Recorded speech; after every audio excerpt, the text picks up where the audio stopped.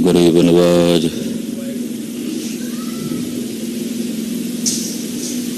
गुरु नानक पाद पंकज बंदन,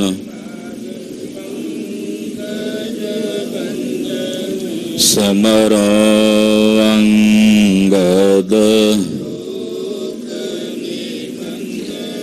गुर अमर दास हृदय,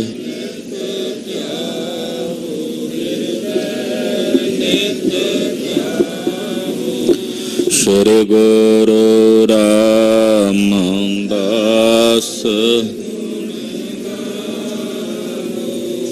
गुरु अर्जन बेघनन के,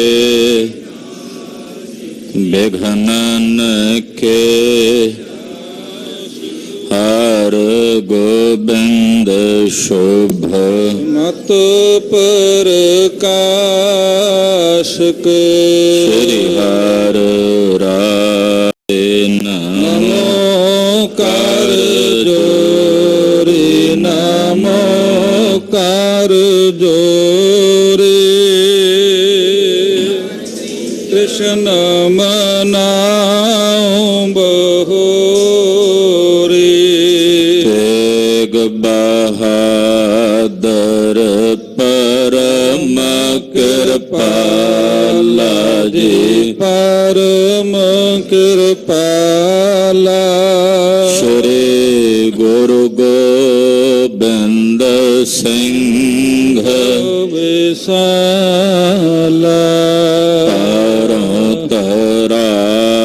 पर पुन पुन सीसा जी, पुन पुन सीसा। बार बार जगदीशा, कंकार सतगुरु प्रसाद सच होए। वाहेगुरु जी की फतेह है, विघ्न विनाशन सोए। जिसमें अमृत ज्ञान है, मानक भगत वैराग। गुरु ग्रंथ साहिब उदद बंदों कर अनुराग। ग्रंथ साहिब उदद बंदों कर अनुराग।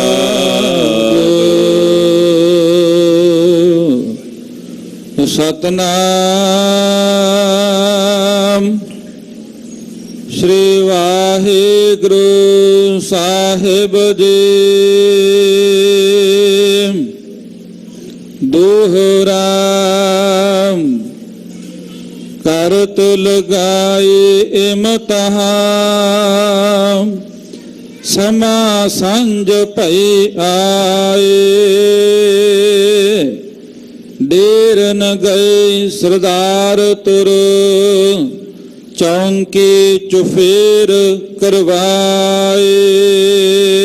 वाहिगुरु जी का खालसा, वाहिगुरु जी की फतेह। तू सुल्तान कहा मियाँ तेरी कवन बढ़ाई, जो तू देहे सो कहा स्वामी। मैं मूर्ख कहन न जाई, तेरे गुण गावां देह बुझाई। जैसे सच मैं रहूं रजाई। जगत गुरु श्री गुरु ग्रंथ साहिब जी महाराज जी की पाक पवित्र पावन हजूरी च जुड़ बैठे गुरु की साजी और नवाजी हुई गुरु स्वरूप गुरु खालसा साध संगत जीओ। वड्डियां भागां वाले हो, पिछले पैरां दे संध्या दे सजे हुए दीवानां च हाजरियां भर के अपने जीवन दीयां कुछ घड़ियां गुरु लेखे ला के सफलियां कर रहे। नौवें गुरुदेव तेग बहादुर सिमरिया घर नौन दे आवे ताए। ਸਭ ਥਾਈਂ ਹੋਏ ਸਹਾਏ।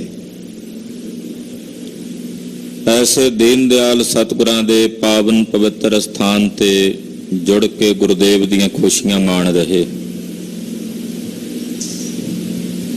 ਸਤਿਗੁਰੂ ਜੀ ਦੇ ਪਾਵਨ ਇਤਿਹਾਸ ਦੀ ਚੱਲ ਰਹੀ ਲੜੀਵਾਰ ਕਥਾ ਬਹੁਤ ਹੀ ਅਦਬ ਸਤਿਕਾਰ ਸਹਿਤ ਆਪ ਜੀ ਸਰਵਣ ਕਰ ਰਹੇ। ਸ਼੍ਰੀ ਅਨੰਦਪੁਰ ਸਾਹਿਬ ਤੋਂ ਸਤਿਗੁਰੂ ਜੀ ਚੱਲੇ ਨੇ। ਰਸਤੇ 'ਚ ਵੈਰੀਆਂ ਨੇ, ਦੁਸ਼ਮਣਾਂ ਨੇ ਆਪਣੀਆਂ ਕਸਮਾਂ ਤੋੜ ਕੇ ਹਮਲਾ ਕੀਤਾ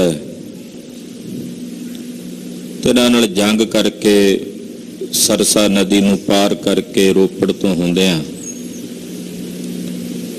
ਸਤਿਗੁਰੂ ਜੀ ਚਮਕੌਰ ਦੀ ਗੜੀ ਵਿੱਚ ਆਏ ਨੇ। 40 ਸਿੰਘਾਂ ਸਮੇਤ ਸਤਿਗੁਰਾਂ ਨੇ ਇੱਥੇ ਪ੍ਰਵੇਸ਼ ਕੀਤਾ। 10 ਲੱਖ ਦੁਸ਼ਮਣਾਂ ਦੀ ਫੌਜ, ਉਹਦੇ ਤੋਂ ਇਲਾਵਾ ਪਹਾੜੀ ਰਾਜਿਆਂ ਦੀਆਂ ਫੌਜਾਂ, ਸੂਬੇ ਲਾਹੌਰ ਦੀ ਫੌਜ, ਸੂਬੇ ਸਰਹੰਦ ਦੀ, ਸੂਬੇ ਜਲੰਧਰ ਦੀ, ਮਲੇਰਕੋਟਲੇ ਦੇ ਨਵਾਬਾਂ ਦੀ ਅਣਗਿਣਤ ਫੌਜਾਂ ਨੇ ਸ੍ਰੀ ਚਮਕੌਰ ਸਾਹਿਬ ਆ ਕੇ ਹਮਲਾ ਬੋਲਿਆ। ਸਤਿਗੁਰਾਂ ਦੇ ਬਹਾਦਰ ਯੋਧੇ ਚਮਕੌਰ ਦੀ ਗੜੀ ਵਿੱਚ ਖੂਬ ਲੜੇ ਨੇ। ਕਲਗੀਆਂ ਵਾਲੇ ਪਾਤਸ਼ਾਹ ਦੇ ਸਾਹਿਬਜ਼ਾਦਾ ਬਾਬਾ ਅਜੀਤ ਸਿੰਘ ਤੇ ਬਾਬਾ ਜੁਝਾਰ ਸਿੰਘ ਜੀ ਰਣ ਤੱਤੇ ਦੇ ਵਿੱਚ ਲੜਦਿਆਂ ਅਨੇਕਾਂ ਵੈਰੀਆਂ ਨੂੰ ਮਾਰ ਕੇ ਸ਼ਹਾਦਤ ਦਾ ਜਾਮ ਪ੍ਰਾਪਤ ਕਰ ਗਏ ਨੇ। ਆਪਣੇ ਛਤਰੀ ਧਰਮ ਦੀ ਪਾਲਣਾ ਕਰਕੇ ਗਏ ਨੇ। ਕਲਗੀਆਂ ਵਾਲੇ ਪਾਤਸ਼ਾਹ ਜੀ ਮਹਾਰਾਜ ਪੁੱਤਰਾਂ ਦੀ ਸ਼ਹਾਦਤ ਤੋਂ ਬਾਅਦ ਵੀ ਅਡੋਲ ਨੇ, ਪਰ ਚਮਕੌਰ ਦੀ ਗੜੀ ਵਿੱਚ ਰਹਿੰਦੇ ਸਿੰਘਾਂ ਦੀ ਅਗਵਾਈ ਕਰਕੇ ਰਣ ਭੂਮੀ 'ਚ ਜੂਝ ਰਹੇ ਨੇ। ਆਓ ਮਨ ਬਿਰਤੀਆਂ ਇਕਾਗਰ ਕਰਕੇ ਸਤਿਗੁਰੂ ਗੁਰੂ ਕਲਗੀਧਰ ਪਾਤਸ਼ਾਹ ਦਾ ਪਵਿੱਤਰ ਪਾਵਨ ਇਤਿਹਾਸ ਸਰਵਣ ਕਰੀਏ। ਚਮਕੌਰ ਸਾਹਿਬ ਦਾ ਧਿਆਨ ਹਿਰਦੇ 'ਚ ਵਸਾਈਏ। ਬਸ ਏਕ ਤੀਰਥ ਹੈ ਹਿੰਦ ਮੇਂ ਯਾਤਰਾ ਕੇ लिए, कटाए बाप ने बेटे जहां खुदा के लिए। ऐसे महान पवित्र इतिहासक स्थान ਨੂੰ ਚੇਤੇ ਕਰਦਿਆਂ ਸਜਦਾ ਕਰਦਿਆਂ ਸਮੂਹ ਮਾਈ ਭਾਈ ਆਪਣੀ ਰਸਨਾ ਨੂੰ ਪਵਿੱਤਰ ਕਰੋ ਤੇ ਆਖੋ ਜੀ ਸਤਨਾਮ ਸ੍ਰੀ ਵਾਹਿਗੁਰੂ ਸਾਹਿਬ ਜੀ। ਸਤਨਾਮ ਸ੍ਰੀ ਵਾਹਿਗੁਰੂ ਸਾਹਿਬ ਜੀ। ਦੋਹਰਾ ਕਰਤ ਲਗਾਏ ਇਮਤਿਹਾਨ, ਸਮਾ ਸੰਜ ਭਈ ਆਏ। ਸਵੇਰੇ ਦਿਨ ਚੜ੍ਹਦਿਆਂ ਤੋਂ ਜੰਗ ਸ਼ੁਰੂ ਹੋਇਆ। ਸਾਰਾ ਦਿਨ ਜੰਗ ਹੁੰਦਾ ਰਿਹਾ। ਦੁਸ਼ਮਣ ਇੰਨੀ ਵੱਧ ਗਿਣਤੀ ਵਿੱਚ ਸੀ ਤੇ ਚਮਕੌਰ ਦੀ ਗੜੀ ਉਹਨਾਂ ਦੇ ਸਾਹਮਣੇ ਇਸ ਤਰ੍ਹਾਂ ਸੀ ਵੀ ਜਿਵੇਂ ਸਮੁੰਦਰ ਦੇ ਵਿੱਚ ਇੱਕ ਨਿੱਕਾ ਜਿਹਾ ਟਾਪੂ ਹੋਵੇ ਉੱਚੇ ਥਾਂ ਤੇ। ਜੇ ਇੱਕ ਇੱਕ ਮੁੱਠੀ ਮਿੱਟੀ ਦੀ ਆ ਕੇ ਚਮਕੌਰ ਦੀ ਗੜੀ ਤੇ ਸੁੱਟਦੇ ਨਾ ਤੇ ਸਾਰੀ ਗੜੀ ਨੂੰ ਮਿੱਟੀ ਥੱਲੇ ਦੱਬ ਸਕਦੇ ਸੀ। ਇੰਨੀ ਫੌਜ ਸੀ ਤੁਰਕਾਂ ਦੀ। 10 ਲੱਖ ਤਾਂ ਤਾਜੀ ਫੌਜ ਆਈ ਸੀ ਦਿੱਲੀੋਂ, ਬਾਕੀ ਹਜ਼ਾਰਾਂ ਦੀ ਗਿਣਤੀ 'ਚ ਪਹਿਲਾਂ ਹੀ ਉੱਥੇ ਮੌਜੂਦ ਸੀ। ਸਵੇਰ ਤੋਂ ਲੈ ਕੇ ਸ਼ਾਮ ਤੱਕ ਵੈਰੀ ਦਾ ਕੋਈ ਸੂਰਮਾ ਗੜੀ ਦੇ ਨੇੜੇ ਨਹੀਂ ਲੱਗਣ ਦਿੱਤਾ ਸਿੰਘਾਂ ਨੇ। ਸਾਰਾ ਦਿਨ ਜੰਗ ਹੁੰਦਾ ਰਿਹਾ। ਸ਼ਾਮ ਦਾ ਸਮਾਂ, ਸੰਧਿਆ ਦਾ ਸਮਾਂ ਹੋ ਗਿਆ। ਡੇਰਨ ਗਏ ਸਰਦਾਰ ਤੁਰ, ਚੌਂਕੇ 'ਚ ਫੇਰ ਕਰਵਾਏ। ਤੁਰਕਾਂ ਦੇ ਜਿਹੜੇ ਜਰਨੈਲ ਸੀ, ਸਰਦਾਰ ਸੀ, ਉਹਨਾਂ ਵੇਖਿਆ ਕਿ ਹੁਣ ਸ਼ਾਮ ਹੋ ਗਈ ਹੈ ਤੇ ਸ਼ਾਮ ਸਮੇਂ ਤਕਰੀਬਨ ਜੰਗ ਸਮਾਪਤ ਕਰ ਦਿੱਤਾ ਜਾਂਦਾ ਸੀ। ਉਹ ਜਿਹੜੇ ਜਰਨੈਲ ਸਨ ਪਿੱਛੇ ਆਪੋ ਆਪਣੇ ਡੇਰਿਆਂ ਤੇ ਚਲੇ ਗਏ। ਔਰ ਗੜੀ ਦੇ ਚਾਰੇ ਪਾਸੇ ਇਹਨਾਂ ਨੇ ਚੌਂਕੀਆਂ ਬਿਠਾ ਦਿੱਤੀਆਂ ਨੇ ਪਹਿਰਾ ਰੱਖਣ ਵਾਸਤੇ ਕਿ ਗੁਰੂ ਜੀ ਔਰ ਉਹਨਾਂ ਦੇ ਨਾਲ ਦੇ ਸਾਥੀ ਗੜੀ ਵਿੱਚੋਂ ਨਿਕਲ ਕੇ ਰਾਤ ਨੂੰ ਜਾ ਨਾ ਸਕਣ। ਚੌਪਈ ਬਹੁ ਚੁਕਸਾਈ ਚੁਫੇਰੈ ਕਰ ਗਏ। ਚਮਕੌਰ ਸਾਹਿਬ ਦੀ ਗੜੀ ਦੇ ਚਾਰੇ ਪਾਸੇ ਇਹਨਾਂ ਨੇ ਬੜੀ ਚੁਕਸਾਈ ਰੱਖੀ ਹੈ, ਯਾਨੀ ਕਿ ਪੂਰਾ ਕਰੜਾ ਪਹਿਰਾ ਦਿੱਤਾ ਹੈ। ਮਾਨੁਖਨ ਸੰਗ ਮਾਨੁਖ ਖੜਵਏ। ਕਹਿੰਦੇ ਬੰਦਿਆਂ ਨਾਲ ਬੰਦੇ ਜੋੜ ਕੇ ਖੜੇ ਕੀਤੇ ਨੇ ਇੰਨੇ ਸੰਘਣੇ ਕਿ ਵਿੱਚੋਂ ਕਿਸੇ ਪ੍ਰਕਾਰ ਦਾ ਜਾਣ ਦੀ ਗੁੰਜਾਇਸ਼ ਹੀ ਨਹੀਂ ਸੀ ਵੀ ਉਹਨਾਂ ਦੇ ਵਿੱਚੋਂ ਕੋਈ ਨਿਕਲ ਕੇ ਬਾਹਰ ਜਾ ਸਕੇ। ਏਦਾਂ ਚੈਨ ਬਣਾਈ ਸੀ ਚਾਰੇ ਪਾਸੇ ਗੜੀ ਦੇ ਕਿ ਬੰਦੇ ਨਾਲ ਬੰਦਾ ਖੜਾ ਕਰਕੇ ਕਹਿੰਦੇ ਚਾਰੇ ਪਾਸਿਓਂ ਘੇਰਾਬੰਦੀ ਕੀਤੀ ਹੋਈ ਹੈ। ਔਰ ਨਕਾ ਟਿਗ ਔਰ ਖੜਵਏ। ਤੇ ਜਿਹੜੇ ਅੱਗੇ ਖੜੇ ਉਹਨਾਂ ਦੇ ਪਿੱਛੇ ਹੋਰ ਖੜੇ ਕੀਤੇ, ਤੀਜੇ ਥਾਂ ਤੇ ਫਿਰ ਹੋਰ ਖੜੇ ਕੀਤੇ ਹੋਏ। ਏਦਾਂ ਕਹਿੰਦੇ ਦੂਰ ਦੂਰ ਤੱਕ ਚੁਫੇਰੇ ਹੀ ਘੇਰਾਬੰਦੀ ਹੈ। ਤਿੰਨ ਮਦ ਰਾਤ ਕੋ ਲਖਨ ਨਾ ਪਾਏ। ਏਦਾਂ ਦਾ ਘੇਰਾ ਪਾਇਆ ਹੋਇਆ ਵੀ ਰਾਤ ਦੇ ਸਮੇਂ ਕੋਈ ਉਹਨਾਂ ਦੇ ਵਿੱਚੋਂ ਲੰਘ ਕੇ ਜਾ ਨਾ ਸਕੇ, ਕਿ ਰਾਤ ਦਾ ਸਮਾਂ ਹਨੇਰਾ ਪੈ ਰਿਹਾ ਸੀ ਤੇ ਇਹਨਾਂ ਨੇ ਏਦਾਂ ਕਰੜਾਈ ਕੀਤੀ ਵੀ ਰਾਤ ਦੇ ਸਮੇਂ ਸਾਡੇ ਘੇਰੇ ਵਿੱਚੋਂ ਕੋਈ ਨਿਕਲ ਕੇ ਜਾ ਨਾ ਸਕੇ। ਏਕ ਕਹੈ ਗੁਰ ਰਹਿ ਗੋ ਨਾਹੀ। ਕਈ ਕਹਿਣ ਲੱਗੇ, ਉਹ ਕਹਿੰਦੇ ਜਿੰਨੇ ਮਰਜ਼ੀ ਘੇਰੇ ਘੱਤ ਲੋ, ਗੁਰੂ ਗੋਬਿੰਦ ਸਿੰਘ ਸਾਹਿਬ ਜੀ ਇੱਥੇ ਅੱਜ ਗੜੀ 'ਚ ਨਹੀਂ ਰਹਿਣਗੇ। ਉਹਨਾਂ ਨੇ ਇਹੋ ਜਿਹੇ ਘੇਰਿਆਂ ਨੂੰ ਚੀਰ ਕੇ ਲੰਘ ਜਾਣਾ। ਇਦਾਂ ਦੇ ਘੇਰਿਆਂ ਨੂੰ ਉਹਨਾਂ ਨੇ ਕੀ ਸਮਝਣਾ? ਕਦੇ ਸ਼ੇਰਾਂ ਨੂੰ ਵੀ ਘੇਰੇ ਪਏ ਹੁੰਦੇ ਆ, ਉਹ ਵੀ ਹਿਰਨਾਂ ਦੇ ਵੱਗ ਜਾਂ ਭੇਡਾਂ ਦੇ ਵੱਗ, ਉਹ ਕਦੇ ਸ਼ੇਰਾਂ ਨੂੰ ਆਲੇ ਦੁਆਲਿਓਂ ਘੇਰਾ ਪਾ ਸਕਦੇ ਆ? ਕਈ ਕਹਿੰਦੇ ਸਾਨੂੰ ਪਤਾ ਹੈ ਗੁਰੂ ਗੋਬਿੰਦ ਸਿੰਘ ਸਾਹਿਬ ਸ਼ੇਰ ਨੇ, ਉਹਨਾਂ ਨੇ ਇਸ ਘੇਰੇ ਨੂੰ ਚੀਰ ਕੇ ਰਾਤ ਨੂੰ ਨਿਕਲ ਜਾਣਾ। ਓਏ ਫਿਰ ਕਹੈ ਕਿਮ ਜਾਓਗ ਉਡਾਹੇ।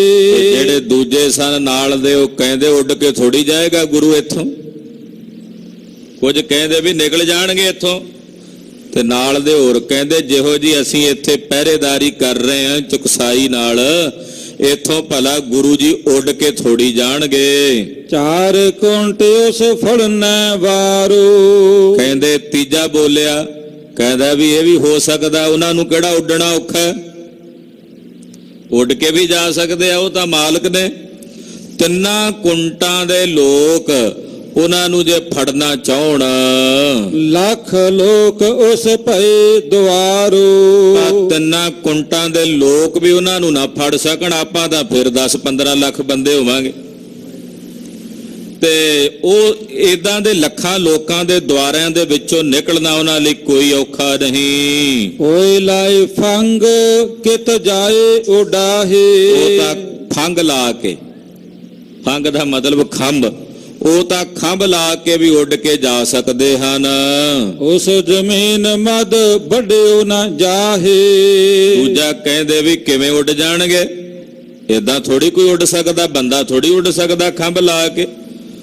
ਤੀਜਾ ਬੋਲਿਆ ਜੇ ਉਹ ਚਾਹਣ ਨਾ ਤੇ ਜ਼ਮੀਨ ਨੂੰ ਵੀ ਪਾੜ ਕੇ ਜ਼ਮੀਨ ਦੇ ਵਿੱਚੋਂ ਵੀ ਨਿਕਲ ਜਾਣ, ਉਹਨਾਂ ਨੂੰ ਕੌਣ ਰੋਕ ਸਕਦਾ? ਸਤਿ ਸ੍ਰੀ ਅਕਾਲ। ਉਹ ਕਹਿਣ ਲੱਗੇ ਤੁਸੀਂ ਆ ਹਵਾ ਵਿੱਚ ਗੱਲਾਂ ਮਾਰੀ ਜਾਂਦੇ ਹੋ, ਕਦੇ ਜ਼ਮੀਨਾਂ ਦੇ ਵਿੱਚੋਂ ਵੀ ਪਾੜੇ ਪਾ ਕੇ ਕੋਈ ਲੰਘਿਆ? ਵੀ ਜ਼ਮੀਨਾਂ ਵਿੱਚੋਂ ਸੁਰੰਗਾਂ ਪੁੱਟ ਕੇ ਕਦੇ ਕੋਈ ਲੰਘਿਆ ਭਲਾ? ਇਹ ਕਿਵੇਂ ਹੋ ਸਕਦਾ? ਲੋਕ ਦੰਗ ਹੋ ਜਾਣਗੇ ਜਦੋਂ ਇਦਾਂ ਦਾ ਵਰਤਾਰਾ ਵਰਤੇਗਾ। ਠੀਕ ਬਾਤ ਗੁਰ ਔਖੇ ਬਣੀ। ਕਹਿੰਦੇ ਇੱਕ ਬਾਤ ਗੁਰੂ ਜੀ ਲਈ ਹੁਣ ਔਖੀ ਬਣ ਆਈ ਹੈ। ਉਤੇ ਬਾਤ ਜਿਮ ਲੋਕਨ ਗਿਣੀ। ਜਿਵੇਂ ਲੋਕਾਂ ਨੇ ਗੱਲ ਗਿਣੀ ਹੋਈ ਸੀ, ਤੋ ਸਤ ਗੁਰ ਕੁਛ ਸੁਝੈ ਨਾਹੀ। ਇਹ ਗੁਰੂ ਜੀ ਦੇ ਵਾਸਤੇ ਹੁਣ ਔਖੀ ਬਣੀ ਆ। ਵੇਖਾਂਗੇ ਨਾ ਵੀ ਕਿਵੇਂ ਜਾਣਗੇ ਇੱਥੋਂ। ਤੇ ਇਸ ਪ੍ਰਕਾਰ ਦੇ ਨਾਲ ਕਹਿੰਦੇ ਹੁਣ ਸਤਿਗੁਰੂ ਜੀ ਨੂੰ ਕੁਝ ਨਹੀਂ ਸੁਝਣਾ। ਰਹੀ ਨਾ ਫੌਜ ਕੁਛ ਲੜਨਾ ਵਾਹੇ। ਕਿਉਂਕਿ ਉਹਨਾਂ ਕੋਲ ਲੜਨ ਵਾਲੀਆਂ ਫੌਜਾਂ ਨਹੀਂ ਰਹੀਆਂ। ਲੜਨ ਵਾਲੇ ਉਹਨਾਂ ਦੇ ਸੂਰਮੇ ਤਕਰੀਬਨ ਸ਼ਹੀਦੀਆਂ ਪਾ ਚੁੱਕੇ ਨੇ। ਸਹਿਬਜ਼ਾਦਨ ਸ਼ਹੀਦੇ ਪਾਏ। ਗੁਰੂ ਕਲਗੀਧਰ ਜੀ ਦੇ ਸਾਹਿਬਜ਼ਾਦੇ ਵੀ ਸ਼ਹੀਦ ਹੋ ਚੁੱਕੇ ਹਨ। ਬਹੁ ਸਤਿਗੁਰ ਇਮ ਪਏ ਸੁਚਾਏ। ਇਸ ਤਰ੍ਹਾਂ ਗੁਰੂ ਗੋਬਿੰਦ ਸਿੰਘ ਸਾਹਿਬ ਜੀ ਵਾਸਤੇ ਇਹ ਬੜਾ ਔਖਾ ਵੇਲਾ ਹੈ। ਦੋਹਰਾ ਤੁਸਰੇ ਸਤਿਗੁਰ ਸੋਚਿਓ ਹਮ ਸੁਤ ਦੀਨੇ ਸੌਂਪ ਥਾਏ। ਕਲਗੀਧਰ ਪਾਤਸ਼ਾਹ ਜੀ ਇੱਧਰ ਚਮਕੌਰ ਦੀ ਗੜੀ ਦੇ ਵਿੱਚ ਵਿਚਾਰ ਕਰ ਰਹੇ ਨੇ ਕਿ ਅਸੀਂ ਆਪਣੇ ਪੁੱਤਰ ਜਿਹੜੇ ਨੇ ਉਹ ਪੰਥ ਨੂੰ ਸੌਂਪ ਦਿੱਤੇ ਨੇ, ਯਾਨੀ ਕਿ ਪੰਥ ਤੋਂ ਵਾਰ ਦਿੱਤੇ ਹਨ।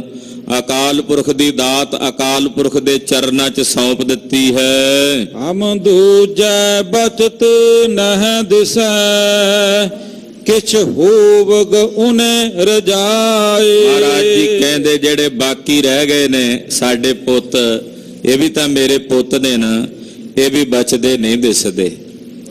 ਅੱਲਾ ਯਾਰ ਖਾਂ ਯੋਗੀ ਲਿਖਦਾ ਨਾ ਕਿ ਕਲਗੀਧਰ ਪਾਤਸ਼ਾਹ ਵੇਖ ਕੇ ਸਿੰਘਾਂ ਵੱਲੇ ਕਹਿੰਦੇ ਕੱਲ ਇਹ ਵੀ ਨਾ ਰਹੇਂਗੇ, ਕੱਲ ਇਹ ਵੀ ਨਾ ਰਹੇਂਗੇ। ਇਹ ਜਿਹੜੇ ਰਹਿ ਗਏ ਨੇ ਇਹਨਾਂ ਵੀ ਹੁਣ ਨਹੀਂ ਰਹਿਣਾ, ਇਹ ਸਾਨੂੰ ਦਿਸ ਰਿਹਾ।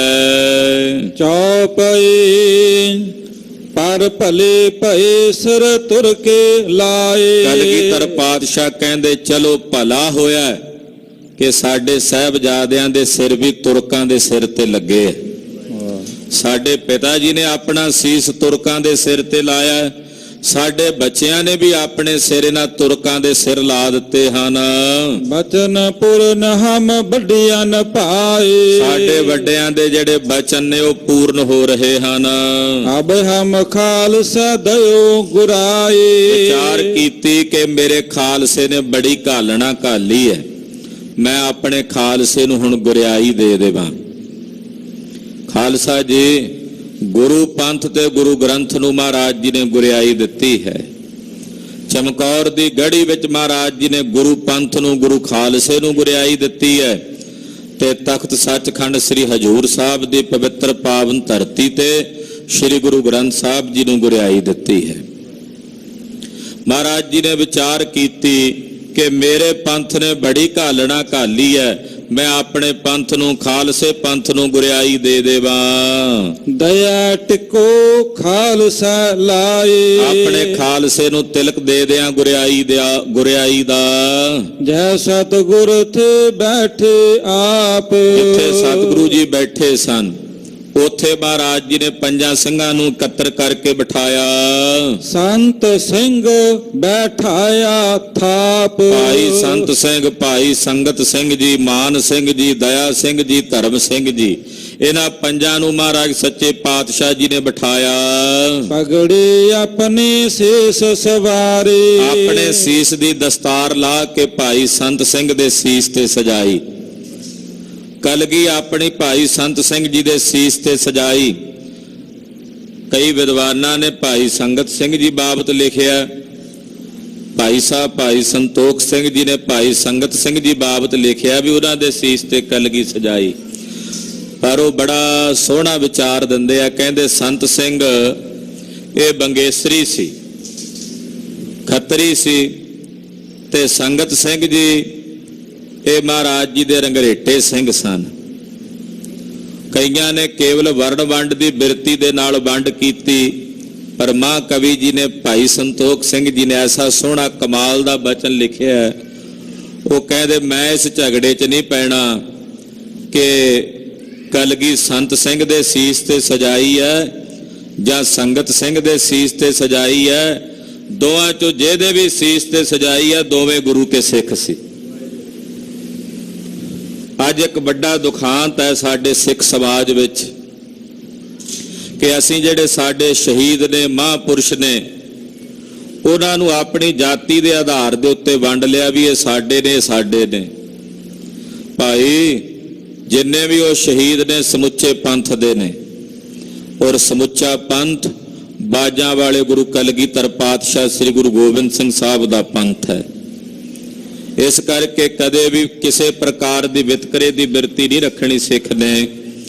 ਭਾਈ ਰਤਨ ਸਿੰਘ ਜੀ ਇੱਥੇ ਸੰਤ ਸਿੰਘ ਜੀ ਦੇ ਬਾਬਤ ਲਿਖ ਰਹੇ ਨੇ, ਕਹਿੰਦੇ ਸੰਤ ਸਿੰਘ ਜੀ ਦੇ ਸੀਸ ਤੇ ਮਹਾਰਾਜ ਜੀ ਨੇ ਆਪਣੀ ਦਸਤਾਰ ਸਵਾਰੀ, ਨਿਜ ਕਲਗੀ ਸਰਦਈ ਲਗਾਏ। ਆਪਣੀ ਕਲਗੀ ਵੀ ਸੰਤ ਸਿੰਘ ਦੇ ਸੀਸ ਤੇ ਸਜਾ ਦਿੱਤੀ ਔਰ ਸੰਤ ਸਿੰਘ ਜੀ ਦਾ ਚਿਹਰਾ ਮੋਹਰਾ ਮਹਾਰਾਜ ਜੀ ਦੇ ਚਿਹਰੇ ਨਾਲ ਰਲਦਾ ਹੈ। ਦਈ ਪੁਸ਼ਾਕ ਆਪਣੀ ਪਹਿਰਾਏ, ਔਰ ਆਪਣੀ ਪੁਸ਼ਾਕ ਵੀ ਉਹਨਾਂ ਨੂੰ ਪਵਾ ਦਿੱਤੀ। ਬਾਕੀ ਸਿੰਘਾਂ ਦੇ ਸਰੀਰਾਂ ਦੇ ਉੱਤੇ ਆਪਣੇ ਸ਼ਸਤਰ ਸਜਾਏ। ਗੁਰੂ ਤੌਰ ਸਿੰਘ ਰੱਖ ਬਹਾਇਓ, ਇਹ ਤਾਂ ਸੰਤ ਸਿੰਘ ਜੀ ਨੂੰ ਉਹ ਵਿੱਚ ਬਿਠਾਇਆ, ਨਾਲ ਬਾਕੀ ਚਾਰੇ ਸਿੰਘ ਸਜੇ ਹਨ। ਗੁਰ ਨਾਨਕ ਜਮ ਅੰਗਦ ਟਿਕਾਇਓ, ਇਹਨਾਂ ਪੰਜਾਂ ਨੂੰ ਮਹਾਰਾਜ ਜੀ ਨੇ ਇਸ ਤਰ੍ਹਾਂ ਗੁਰਿਆਈ ਦਿੱਤੀ ਹੈ। ਗੁਰੂ ਖਾਲਸਾ ਜੀ ਮਾਨੋ ਜਿਵੇਂ ਗੁਰੂ ਨਾਨਕ ਸਾਹਿਬ ਨੇ ਗੁਰੂ ਅੰਗਦ ਦੇਵ ਸਾਹਿਬ ਨੂੰ ਗੁਰਿਆਈ ਦਿੱਤੀ ਸੀ, ਇਸੇ ਤਰ੍ਹਾਂ ਆਪਣੇ ਨਿਜ ਸਥਾਨ ਤੇ ਪੰਜਾਂ ਨੂੰ ਟਿਕਾਇਆ। ਸਦ ਖਾਲਸਾ ਕਨਸ ਕਰਵਾਏ, ਬਾਕੀ ਜਿੰਨੇ ਸਿੰਘ ਉੱਥੇ ਮੌਜੂਦ ਸਨ ਉਹਨਾਂ ਨੂੰ ਕਿਹਾ ਮੱਥਾ ਟੇਕੋ ਇਹਨਾਂ ਨੂੰ। ਇਨ ਪੰਚਨ ਮੈਂ ਮੋਰੋ ਵਾਸਾ, ਇਹਨਾਂ ਪੰਜਾਂ 'ਚ ਮੇਰਾ ਵਾਸਾ ਹੈ। ਪੰਜ ਕਰੈ ਸੇ ਪੀਰਨ ਪੀਰ, ਜੋ ਇਹ ਪੰਜ ਕਰਨਗੇ ਉਹ ਪੰਥ ਨੂੰ ਪ੍ਰਵਾਨ ਹੋਵੇਗਾ। ਇਹਨਾਂ ਪੰਜਾਂ ਵਿੱਚ ਮੇਰਾ ਵਾਸਾ ਹੈ। ਸਤਿਗੁਰ ਸਿੰਘਨ ਦਈ ਪਾਤਸ਼ਾਹੀ, ਇਸ ਤਰ੍ਹਾਂ ਸਤਿਗੁਰੂ ਜੀ ਨੇ ਆਪਣੇ ਖਾਲਸੇ ਨੂੰ ਇਹ ਪਾਤਸ਼ਾਹੀ ਦਿੱਤੀ ਹੈ। ਗੁਰੂ ਖਾਲਸਾ ਜੀ ਇਹ ਪਾਤਸ਼ਾਹੀ ਮਹਾਰਾਜ ਗੁਰੂ ਕਲਗੀਧਰ ਪਾਤਸ਼ਾਹ ਨੇ ਆਪਣਿਆਂ ਸਿੰਘਾਂ ਨੂੰ ਆਪਣੇ ਖਾਲਸੇ ਨੂੰ ਬਖਸ਼ੀ ਹੈ। ਸੰਤ ਸੰਗ ਇਮ ਕਹਿਓ ਸਮਝਾਏ, ਪੁੱਛਿਆ ਸੀ ਨਾ ਉਹਨੇ ਕੈਪਟਨ ਮਰੇ ਨੇ ਵੀ ਸਿੰਘਾਂ ਨੂੰ ਪਾਤਸ਼ਾਹੀ ਕਿਹਨੇ ਦਿੱਤੀ ਆ ਤੇ ਕਿਵੇਂ ਮਿਲੀ ਹੈ। ਰਤਨ ਸਿੰਘ ਜੀ ਇਤਿਹਾਸ ਸੁਣਾ ਕੇ ਕਹਿੰਦੇ ਆ ਏਦਾਂ ਮਿਲੀ ਹੈ ਪਾਤਸ਼ਾਹੀ। ਕਲਗੀਧਰ ਨੇ ਚਮਕੌਰ ਦੀ ਗੜੀ ਵਿੱਚ ਆਪਣੇ ਖਾਲਸੇ ਨੂੰ ਆਪਣੇ ਸਿੰਘਾਂ ਨੂੰ ਪਾਤਸ਼ਾਹੀ ਦਿੱਤੀ ਹੈ। ਹਾਂਜੀ, ਸੰਤ ਸਿੰਘ ਇਮ ਕਹਿਓ ਸਮਝਾਏ, ਮਹਾਰਾਜ ਜੀ ਨੇ ਭਾਈ ਸੰਤ ਸਿੰਘ ਜੀ ਹੋਣਾ ਨੂੰ ਸਮਝਾਇਆ। ਹੋਏ ਸ਼ਹੀਦ ਮਤ ਫੜਿਓ ਜਾਏ, ਮਹਾਰਾਜ ਜੀ ਕਹਿੰਦੇ ਸੰਤ ਸਿਆ ਜਿਉਂਦਾ ਨਾ ਫੜਿਆ ਜਾਈ, ਵਿਆਰੀ ਆਵੇਗਾ ਕੱਲ ਨੂੰ ਚੜ ਕੇ ਗੜੀ ਵਿੱਚ, ਜਿਉਂਦਾ ਨਾ ਫੜਿਆ ਜਾਈ, ਸ਼ਹਾਦਤ ਦਾ ਜਾਮ ਪ੍ਰਾਪਤ ਕਰ ਲਈ। ਦੋਹਰਾ ਜੀਵਨ ਸਿੰਘ ਰੰਗ ਰੇਟੜੋ, ਬੰਦੂਕੇ ਖੂਬ ਅਖਵਾਏ। ਖਾਲਸਾ ਜੀ ਦਾ ਸਿੰਘਾਂ ਵਿੱਚੋਂ ਇੱਕ ਸਨ ਬਾਬਾ ਜੀਵਨ ਸਿੰਘ ਜੀ ਰੰਗਰੇਟੜੇ। ਰੰਗਰੇਟੇ ਗੁਰੂ ਕੇ ਬੇਟੇ ਕਹਿ ਕੇ ਜਿਨ੍ਹਾਂ ਨੂੰ ਛਾਤੀ ਨਾਲ ਲਾਇਆ ਸੀ ਨਾ, ਬਾਬਾ ਜੀਵਨ ਸਿੰਘ ਜੀ ਸਨ। ਇਹ ਬੰਦੂਕ ਵੀ ਕਮਾਲ ਦੀ ਚਲਾਉਂਦੇ ਸੀ, ਇਹਨਾਂ ਵਰਗਾ ਬੰਦੂਕ 'ਚ ਹੀ ਕੋਈ ਨਹੀਂ ਸੀ। ਨਿਸ਼ਾਨੇਬਾਜ਼ੀ ਵਿੱਚ ਬੰਦੂਕ ਚਲਾਉਣ ਵਿੱਚ ਇਤਨੀ ਨਿਪੁੰਨਤਾ ਸੀ ਕਿ ਜਿੱਧਰੋਂ ਆਵਾਜ਼ ਸੁਣਦੇ ਸੀ ਵੇਖੇ ਬਿਨਾ ਆਵਾਜ਼ ਵਾਲੇ ਪਾਸਿਓਂ ਗੋਲੀ ਦਾਗਣੀ ਤੇ ਨਿਸ਼ਾਨੇ ਨੂੰ ਗੋਲੀ ਵਿੰਨ ਕੇ ਚਲੀ ਜਾਇਆ ਕਰਦੀ ਸੀ। ਇਹੋ ਜਿਹੇ ਬੰਦੂਕਚੀ ਸਨ ਬਾਬਾ ਜੀਵਨ ਸਿੰਘ ਜੀ ਰੰਗਰੇਟੇ। ਏਕ ਬੁਰਜ ਮਦ ਸੋ ਬਹਿਓ, ਇਕੱਲ ਹੀ ਸੋ ਸਾਏ। ਗੜੀ ਦੇ ਇੱਕ ਬੁਰਜ ਦੇ ਵਿੱਚ ਵੀਰ ਆਸਣ ਲਾ ਕੇ ਬਾਬਾ ਜੀਵਨ ਸਿੰਘ ਜੀ ਬੈਠ ਗਏ ਹਨ। ਇਕੱਲੇ ਹੀ ਬੁਰਜ ਦੇ ਵਿੱਚ ਬੈਠੇ ਵੈਰੀ ਨੂੰ ਰੋਕਣ ਵਾਸਤੇ। ਚੌਪਏ ਠੌਰ ਠੌਰ ਔਰ ਹੁਤੋ ਬਹਾਏ। ਬਾਕੀ ਜਿਹੜੇ ਸਿੰਘ ਸਨ ਉਹਨਾਂ ਨੂੰ ਵੀ ਥਾਂ ਪਰ ਥਾਂ ਮਹਾਰਾਜ ਜੀ ਨੇ ਬਿਠਾਇਆ। ਹਰ ਦਾਰੂ ਗਇਓ ਉਸੈ ਮੁਕਾਏ। ਪਰ ਸਿੰਘਾਂ ਦੇ ਕੋਲ ਦਾਰੂ ਸਿੱਕਾ ਮੁੱਕ ਚੁੱਕਾ ਸੀ। ਥਕੇ ਹੁਤੋ ਔਰ ਨੀਂਦ ਅਕਾਏ। ਨਾਲੇ ਥੱਕੇ ਹੋਏ ਸੀ, ਦੂਜਾ ਨੀਂਦ ਨੇ ਅਕਾਇਆ ਹੋਇਆ ਸੀ। ਪਿਛਲੇ ਕਈ ਦਿਨਾਂ ਤੋਂ ਆਰਾਮ ਨਹੀਂ ਸੀ ਕੀਤਾ। ਕਹਿੰਦੇ ਥੱਕੇ ਵੀ ਹੋਏ ਨੇ ਤੇ ਨੀਂਦ ਨੇ ਅਕਾਇਆ ਹੋਇਆ। ਸਭ ਸਿੰਘ ਮਦ ਚਾਲੀ ਏ ਥਾਏ। ਚਮਕੌਰ ਦੀ ਗੜੀ 'ਚ ਜਿਹੜੇ ਸਿੰਘ ਆਏ ਸਨ ਕਲਗੀਧਰ ਜੀ ਨਾਲ, ਇਹਨਾਂ ਦੀ ਕੁੱਲ ਗਿਣਤੀ 40 ਸੀ। ਕਿਛ ਜ਼ਖਮੀ ਕਿਛ ਪ੍ਰੇਥੇ ਮਰੇ। ਉਹਨਾਂ ਵਿੱਚੋਂ ਕੁਝ ਜ਼ਖਮੀ ਹੋਏ ਨੇ ਤੇ ਕੁਝ ਸ਼ਹੀਦੀਆਂ ਪ੍ਰਾਪਤ ਕਰ ਗਏ ਨੇ। ਹਿਮ ਕਰ ਸੰਸੋ ਬਹੁ ਗੁਰ ਕਰੇ। ਇਸ ਤਰ੍ਹਾਂ ਸਤਿਗੁਰੂ ਸੱਚੇ ਪਾਤਸ਼ਾਹ ਜੀ ਦੇ ਮਨ ਵਿੱਚ ਫਿਕਰ ਹੈ, ਸਿੰਘਾਂ ਦੀ ਚਿੰਤਾ ਹੈ। ਉਤੋ ਗਨੀ ਖਾਂ ਗੁਰ ਸੰਗ ਪਠਾਨ। ਇੱਕ ਗਨੀ ਖਾਂ ਤੇ ਨਬੀ ਖਾਂ ਨਾਮ ਦੇ ਦੋ ਪਠਾਨ ਮਹਾਰਾਜ ਜੀ ਦੇ ਸ਼ਰਧਾਲੂ ਸਨ। ਪਹੁੰਚ ਪਾਏ ਤਿਸ ਕੋ ਆਣ। ਗਨੀ ਖਾਂ ਦਾ ਭਾਈ ਨਬੀ ਖਾਂ ਮਹਾਰਾਜ ਜੀ ਦੇ ਕੋਲ ਗੜੀ ਦੇ ਨੇੜੇ ਆ ਪਹੁੰਚਿਆ। ਮਾਰਵਾਜ ਉਨ ਸਦਿਓ ਤਾਹੇ। ਉਹਨੂੰ ਆਵਾਜ਼ ਮਾਰ ਕੇ ਮਹਾਰਾਜ ਜੀ ਨੇ ਸੱਦਿਆ। ਆਓ ਨਿਕਸ ਹਮ ਰਖ ਲੈ ਤਾਹੇ। ਮਹਾਰਾਜ ਜੀ ਨੂੰ ਕਹਿਣ ਲੱਗਾ, ਸਤਿਗੁਰੂ ਜੀ ਵੈਰੀਆਂ ਦੀ ਫੌਜ ਦੂਰ ਦੂਰ ਤਾਈ ਆ, ਕਿਉਂਕਿ ਇਹ ਦੁਸ਼ਮਣ ਦੀ ਫੌਜ ਵਿੱਚੋਂ ਹੀ ਆਏ ਸਨ ਦੋਵੇਂ ਭਰਾ।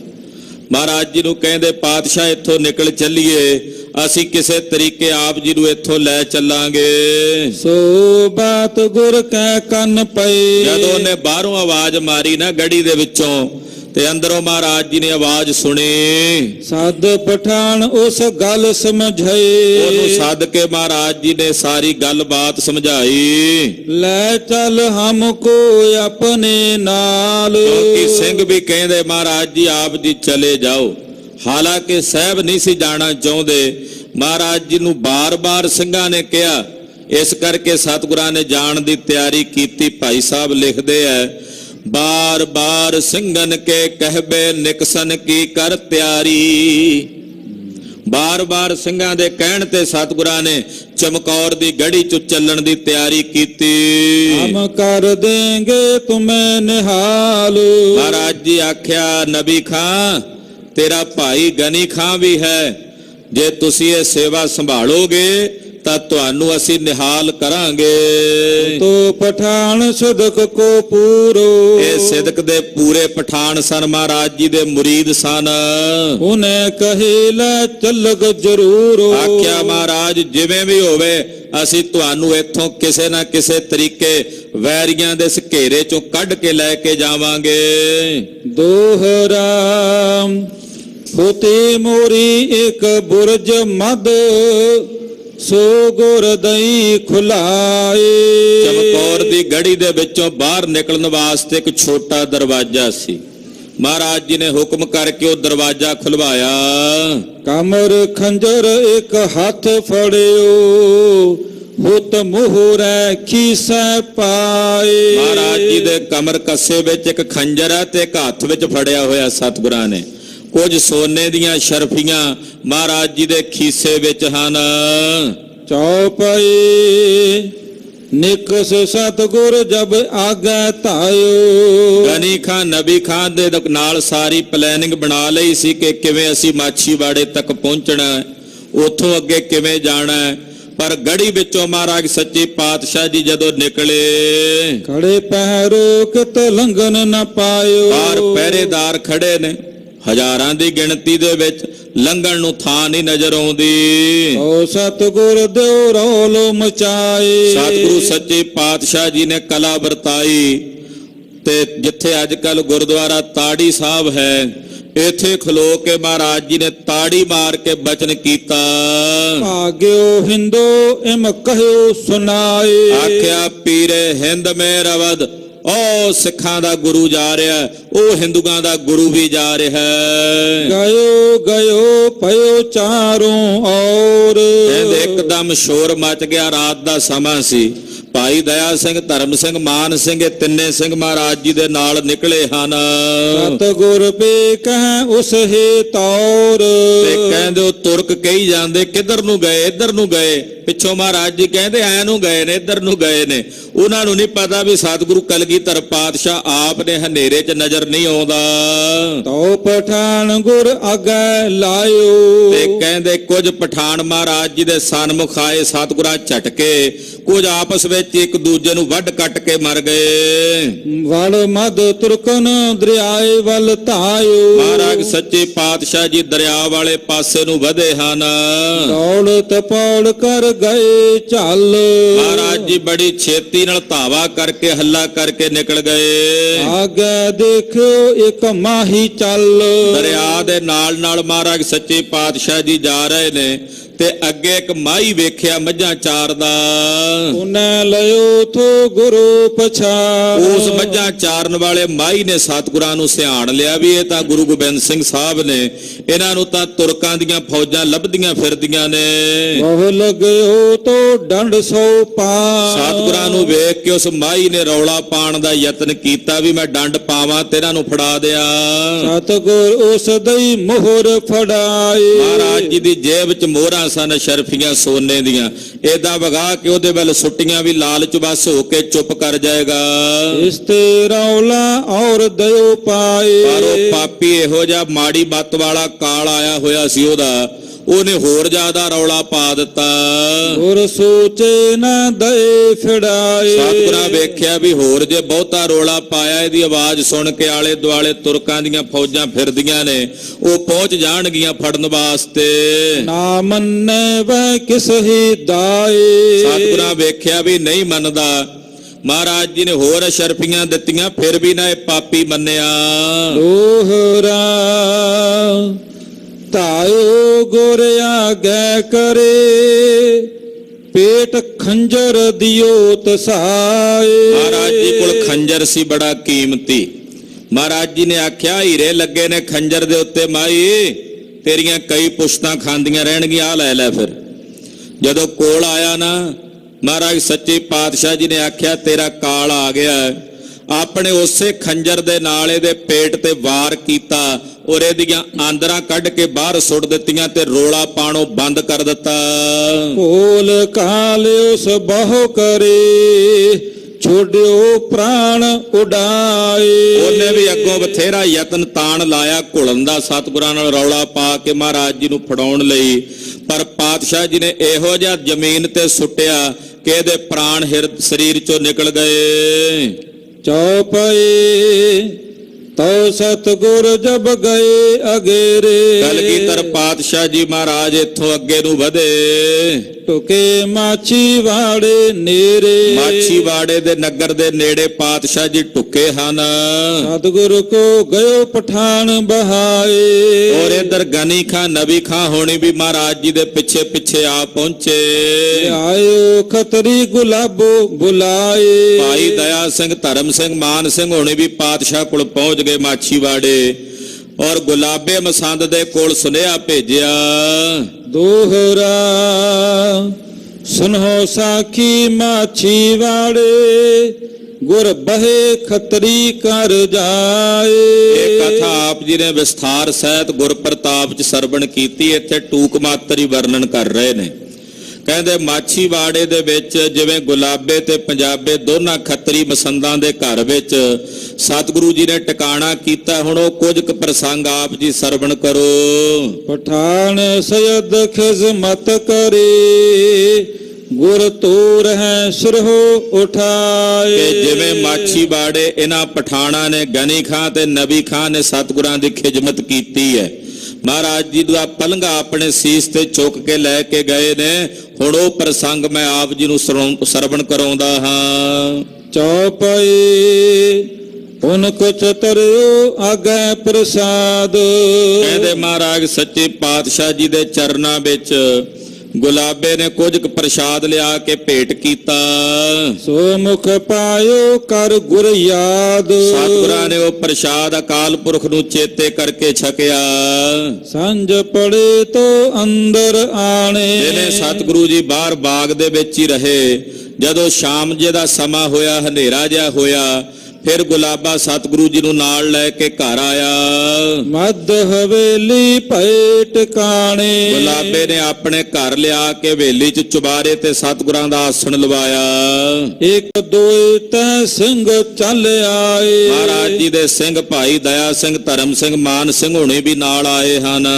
ਤੇ ਗ੍ਰਹਿ ਛੁਪਾਏ ਬਹਾਏ। ਇਸ ਤਰ੍ਹਾਂ ਕੁਝ ਸਮੇਂ ਲਈ ਮਹਾਰਾਜ ਜੀ ਨੂੰ ਇਹਨਾਂ ਆਪਣੀ ਹਵੇਲੀ ਚ ਗੁਲਾਬੇ ਪੰਜਾਬੇ ਨੇ ਛੁਪਾ ਕੇ ਰੱਖਿਆ। ਦੋਹਰਾ ਤੋ ਖਤਰੇ ਸਤਿਗੁਰ ਕਹੇ, ਮੈਂ ਹੋ ਮਾੜੋ ਅਤ। ਇੱਥੇ ਕਲਗੀਧਰ ਪਾਤਸ਼ਾਹ ਨੇ ਇੱਕ ਚੋਜ ਵਰਤਾਇਆ ਮਾਛੀਵਾੜੇ ਗੁਲਾਬੇ ਦੀ ਪਰਖ ਲੈਣ ਵਾਸਤੇ।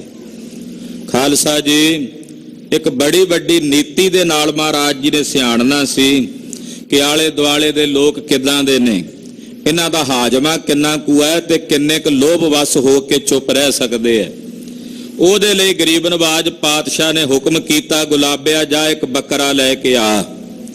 ਇੱਕ ਦਿਨ ਗੁਰ ਬੱਕਰੋ ਮੰਗਵਾਇਓ, ਸਿੰਘਨ ਤੈ ਝਟਕੋ ਕਰਵਾਇਓ। ਬੱਕਰਾ ਮੰਗਾ ਕੇ ਪਾਤਸ਼ਾਹ ਨੇ ਆਪ ਆਪਣੀ ਬੰਦੂਕ ਦੇ ਨਾਲ, ਤੁਪਕ ਦੇ ਨਾਲ ਕਹਿੰਦੇ, ਉਹਨੇ ਆਖਿਆ ਮਹਾਰਾਜ ਜੀ ਬੰਦੂਕ ਗੋਲੀ ਚਲਾਉਣ ਦਿਓ, ਗੁਆਂਢੀ ਵੇਖਣਗੇ। ਮਹਾਰਾਜ ਜੀ ਕਹਿੰਦੇ ਇਹੀ ਤਾਂ ਵੇਖਣਾ ਸੀ ਅਸੀਂ ਵੀ ਇਹਨਾਂ ਦਾ ਹਾਜ਼ਮਾ ਕਿੰਨਾ ਕਾਲੇ ਦੁਆਲੇ ਗੁਆਂਢੀਆਂ ਦਾ। ਕਹਿੰਦੇ ਉਹਨੂੰ ਝਟਕਿਆ, ਉਹਦੀਆਂ ਕੁਝ ਅਸਥੀਆਂ ਜਿਹੜੀਆਂ ਸਨ ਲਾਗੇ ਇੱਕ ਗੁਆਂਢ 'ਚ ਕਾਜੀ ਦਾ ਘਰ ਸੀ, ਉਹਦੇ ਘਰ ਸੁੱਟੀਆਂ। ਗੁਲਾਬੇ ਦੇ ਗੁਆਂਢ ਦੇ ਵਿੱਚ ਹੀ ਨਾਲ ਰਹਿੰਦਾ ਸੀ। ਉਹਨੇ ਰੌਲਾ ਪਾਇਆ, ਆਖਿਆ ਉਹ ਗੁਲਾਬਿਆ ਮੈਨੂੰ ਪਤਾ ਤੇਰੇ ਘਰ ਗੁਰੂ ਜੀ ਆਏ ਨੇ। ਮਹਾਰਾਜ ਸੱਚੇ ਪਾਤਸ਼ਾਹ ਨੂੰ ਗੁਲਾਬਾ ਬੋਲਿਆ, ਬੇਨਤੀ ਕਰਕੇ ਕਹਿਣ ਲੱਗਾ, ਮਹਾਰਾਜ ਤੋ ਖੱਤਰੀ ਸਤਿਗੁਰ ਕਹੀ ਮੈਂ ਹੋ ਮਾੜੋ ਅੱਤ। ਮਹਾਰਾਜ ਸੱਚੇ ਪਾਤਸ਼ਾਹ ਮੈਂ ਮਾੜਾ ਜਿਹਾ ਸੇਵਕ ਹਾਂ ਤੁਹਾਡਾ। ਕਲਗੀਧਰ ਕਹਿੰਦੇ, ਗੁਲਾਬਿਆ ਤੂੰ ਮਾੜਾ ਕਿਉਂ ਐ? ਤੂੰ ਗੁਰੂ ਨਾਨਕ ਦੇ ਚਰਨਾਂ ਨਾਲ ਜੁੜ ਕੇ ਤਗੜਾ ਹੋ ਜਾ। ਕਹਿੰਦਾ ਨਹੀਂ ਮਹਾਰਾਜ ਮੈਂ ਮਾੜਾ ਹਾਂ। ਏਦਾਂ ਜਦੋਂ ਇਹਨੇ ਸਤਿਗੁਰਾਂ ਨੂੰ ਬੇਨਤੀ ਕੀਤੀ, ਖਬਰ ਹੋਏ ਕਿ ਤੁਰਕ ਕੋ ਮਾਰੇ ਮੋਹਿ ਅਲਬਤ। ਮਹਾਰਾਜ ਇਹ ਕਾਜੀ ਰੌਲਾ ਪਾਵੇਗਾ, ਬਾਹਰ ਜਾ ਕੇ ਖਬਰ ਦੇਵੇਗਾ ਆਪ ਜੀ ਦੀ। ਜਦੋਂ ਲੋਕਾਂ ਨੂੰ, ਤੁਰਕਾਂ ਨੂੰ ਪਤਾ ਲੱਗਾ ਕਿ ਮੈਂ ਤੁਹਾਨੂੰ ਆਪਣੇ ਘਰ ਵਿੱਚ ਪਨਾਹ ਦਿੱਤੀ ਹੈ, ਉਹ ਮੈਨੂੰ ਆ ਕੇ ਫੜ ਕੇ ਟੱਬਰ ਸਮੇਤ ਮਾਰ ਦੇਣਗੇ। ਚੌਪਈ ਤੋ ਸਤਿਗੁਰ ਦੇ ਰੁਪਈਏ ਡਾਰ। ਮਹਾਰਾਜ ਜੀ ਨੇ ਆਖਿਆ, ਗੁਲਾਬਿਆ ਵੇਖ ਹੁਣ ਇਹ ਕਾਜੀ ਜਿਹੜਾ ਰੌਲਾ ਪਾਉਂਦਾ ਕਿਵੇਂ ਚੁੱਪ ਹੁੰਦਾ। ਗੁਰਦੇਵ ਨੇ ਖੀਸੇ 'ਚ ਹੱਥ ਪਾਇਆ ਤੇ ਕੁਝ ਰੁਪਈਏ ਅਸ਼ਰਫੀਆਂ ਉਹ ਮਹਾਰਾਜ ਜੀ ਨੇ ਉਹਦੇ ਵਿਹੜੇ ਵਿੱਚ ਪਰਲੇ ਪਾਸੇ ਸੁੱਟੀਆਂ ਤੇ ਕਾਜੀ ਚੁੱਪ ਕਰਕੇ ਚੁਗਣ ਲੱਗ ਪਿਆ। ਕਹਿੰਦਾ ਕੋਈ ਗੱਲ ਨਹੀਂ ਗੁਲਾਬਿਆ, ਕੋਈ ਗੱਲ ਨਹੀਂ, ਡਰ ਨਾ ਭੈ ਭੀਤ ਨਾ ਹੋ। ਤੇ ਮਹਾਰਾਜ ਸੱਚੇ ਪਾਤਸ਼ਾਹ ਜੀ ਮੁਸਕਰਾ ਕੇ ਕਹਿੰਦੇ, ਲੈ ਗੁਲਾਬਿਆ ਇੰਨੀ ਕੁਮਾਰ ਸੀ ਸੋਚੁਗ ਕਾਜੀ ਰਹਿਓ ਮਸਤ ਮਾਰ। ਉਹ ਕਾਜੀ ਨੇ ਚੁੱਕੇ ਰੁਪਈਏ ਤੇ ਚੁੱਪ ਕਰਕੇ ਬੈਠਾ ਰਿਹਾ। ਪਰ ਪਾਤਸ਼ਾਹ ਜਾਣਦੇ ਸਨ ਵੀ ਇਹ ਲੋਭੀ ਬੰਦੇ, ਜਿਹੜੇ ਲਾਲਚੀ ਬੰਦੇ ਹੁੰਦੇ ਆ ਨਾ, ਇਹ ਬਹੁਤੇ ਲੰਮੇ ਸਮੇਂ ਤੱਕ ਇਸ ਗੱਲ ਨੂੰ ਹਜਮ ਕਰਕੇ ਨਹੀਂ ਰੱਖ ਸਕਣਗੇ। ਇੱਥੇ ਇਸ ਕਰਕੇ ਲੰਮਾ ਸਮਾਂ ਨਹੀਂ ਰਿਹਾ ਜਾਣਾ। ਗਰੀਬ ਨਵਾਜ ਪਾਤਸ਼ਾਹ ਜੀ ਤਦੇ ਵਿਉਂਤਬੰਦੀ ਬਣਾ ਰਹੇ ਸਨ ਕਿ ਇੱਥੋਂ ਕਿਸੇ ਤਰੀਕੇ ਨਿਕਲ ਕੇ ਦੂਰ ਚਲੇ ਜਾਈਏ ਮਾਲਵੇ ਦੇ ਇਲਾਕੇ ਵਿੱਚ। ਇਸੇ ਭਾਂਤ ਗੁਰ 10 ਦਿਨ ਰਹਿਓ। ਮਹਾਰਾਜ ਜੀ ਕੁਝ ਦਿਨ ਗੁਲਾਬੇ ਦੇ ਘਰ ਰਹੇ, ਪਰ ਗੁਲਾਬੇ ਦਾ ਮਨ ਡਾਵਾਂ ਡੋਲ ਹੋ ਗਿਆ। ਇੱਕ ਦਿਨ ਆਪਣੇ ਆਪ ਹੀ ਮਹਾਰਾਜ ਜੀ ਦੀ ਆਗਿਆ ਲਏ ਬਿਨਾਂ ਹੀ ਸਵੇਰੇ ਸਵੇਰੇ ਥਾਲ ਦੇ ਵਿੱਚ ਇੱਕ ਦਸਤਾਰ ਰੱਖੀ, ਕੁਝ ਕੁ ਪੈਸੇ ਰੱਖ ਕੇ ਮਹਾਰਾਜ ਜੀ ਨੂੰ ਕਹਿੰਦਾ, ਚੰਗਾ ਮਹਾਰਾਜ ਜੀ ਫਿਰ ਮਿਲਾਂਗੇ, ਆਪਾਂ ਦਰਸ਼ਨ ਕਰਾਂਗੇ, ਹੁਣ ਤੁਸੀਂ ਜਾਓ। ਮਹਾਰਾਜ ਜੀ ਕਹਿੰਦੇ, ਗੁਲਾਬਿਆ ਬਸ ਇੰਨਾ ਹੀ ਨਿਸ਼ਚਾ ਸੀ, ਇੰਨਾ ਹੀ ਭਰੋਸਾ ਸੀ। ਗਰੀਬ ਨਵਾਜ ਪਾਤਸ਼ਾਹ ਨੇ ਵੇਖਿਆ ਜੇ ਭੈ ਭੀਤ ਹੈ ਤਾਂ ਇੱਥੋਂ ਚਲੇ ਜਾਂਦੇ ਹਾਂ। ਗਰੀਬ ਨਵਾਜ ਪਾਤਸ਼ਾਹ ਨੇ ਚੱਲਣ ਦੀ ਤਿਆਰੀ ਕੀਤੀ। ਤੋ ਸਤਿਗੁਰ ਤਹ ਚੱਲਣੋ ਚਾਹਿਓ। ਮਹਾਰਾਜ ਜੀ ਨੇ ਵੀ ਸੰਕਲਪ ਕੀਤਾ ਹੁਣ ਇੱਥੋਂ ਚਲੇ ਜਾਈਏ। ਤੋ ਪਠਾਨ ਸਹਿਤ ਸੈਦ ਰਲਵਾਇਓ। ਗਨੀ ਖਾਂ ਤੇ ਨਬੀ ਖਾਂ ਨੂੰ ਮਹਾਰਾਜ ਜੀ ਨੇ ਸੱਦ ਲਿਆ, ਬੁਲਾ ਲਿਆ। ਐ ਸਤਿਗੁਰ ਕੋ ਬਾਣੋ ਬਣਵਾਇਓ। ਉੱਥੇ ਇੱਕ ਮਾਈ ਨੇ ਮਹਾਰਾਜ ਜੀ ਨੂੰ ਥਾਨ ਭੇਟ ਕੀਤਾ ਸੀ। ਉਹ ਥਾਨ ਮਹਾਰਾਜ ਜੀ ਨੇ ਆਖਿਆ ਵੀ ਇਹ ਰੰਗਵਾ ਕੇ ਲਿਆਓ ਨੀਲੇ ਰੰਗ ਦਾ। ਉਹ ਲਲਾਰੀ ਕੋਲ ਲੈ ਕੇ ਗਏ ਤੇ ਉਹਨੇ ਆਖਿਆ ਹਲੇ ਮੱਟ ਉੱਠਣ 'ਚ ਟਾਈਮ ਹੈ। ਮਹਾਰਾਜ ਜੀ ਨੇ ਆਖਿਆ ਉਹਨੂੰ ਆਖੋ ਵੀ ਮੱਟ ਉੱਠਿਆ ਹੋਇਆ, ਬਸ ਉਹ ਰੰਗ ਦੇਵੇ। ਉਹਨੇ ਮਹਾਰਾਜ ਜੀ ਦਾ ਚੋਲਾ ਰੰਗਿਆ ਤੇ ਮਹਾਰਾਜ ਜੀ ਲਈ ਇੱਕ ਹਾਜੀਆਂ ਵਾਲਾ ਜਿਹੜਾ ਰੂਪ ਹੁੰਦਾ ਨਾ, ਉਦਾਂ ਦੀ ਪੁਸ਼ਾਕ ਮਹਾਰਾਜ ਜੀ ਲਈ ਬਣਵਾ ਕੇ ਹਾਜ਼ਰ ਕੀਤੀ। ਡੌਲ ਹਾਜਨ ਕੀ ਲਈ ਬਣਵਾਏ। ਮਹਾਰਾਜ ਜੀ ਨੇ ਹਾਜੀਆਂ ਵਾਲੀ ਜਿਹੜੀ ਪੁਸ਼ਾਕ ਸੀ ਉਹ ਬਣਵਾ ਕੇ ਧਾਰਨ ਕਰ ਲਈ। ਬਾਣੋ ਨੀਲ ਕੇਸ ਖੰਡਵਾਏ। ਨੀਲੇ ਰੰਗ ਦਾ ਬਾਣਾ ਸੀ ਉਹ ਮਹਾਰਾਜ ਜੀ ਦਾ।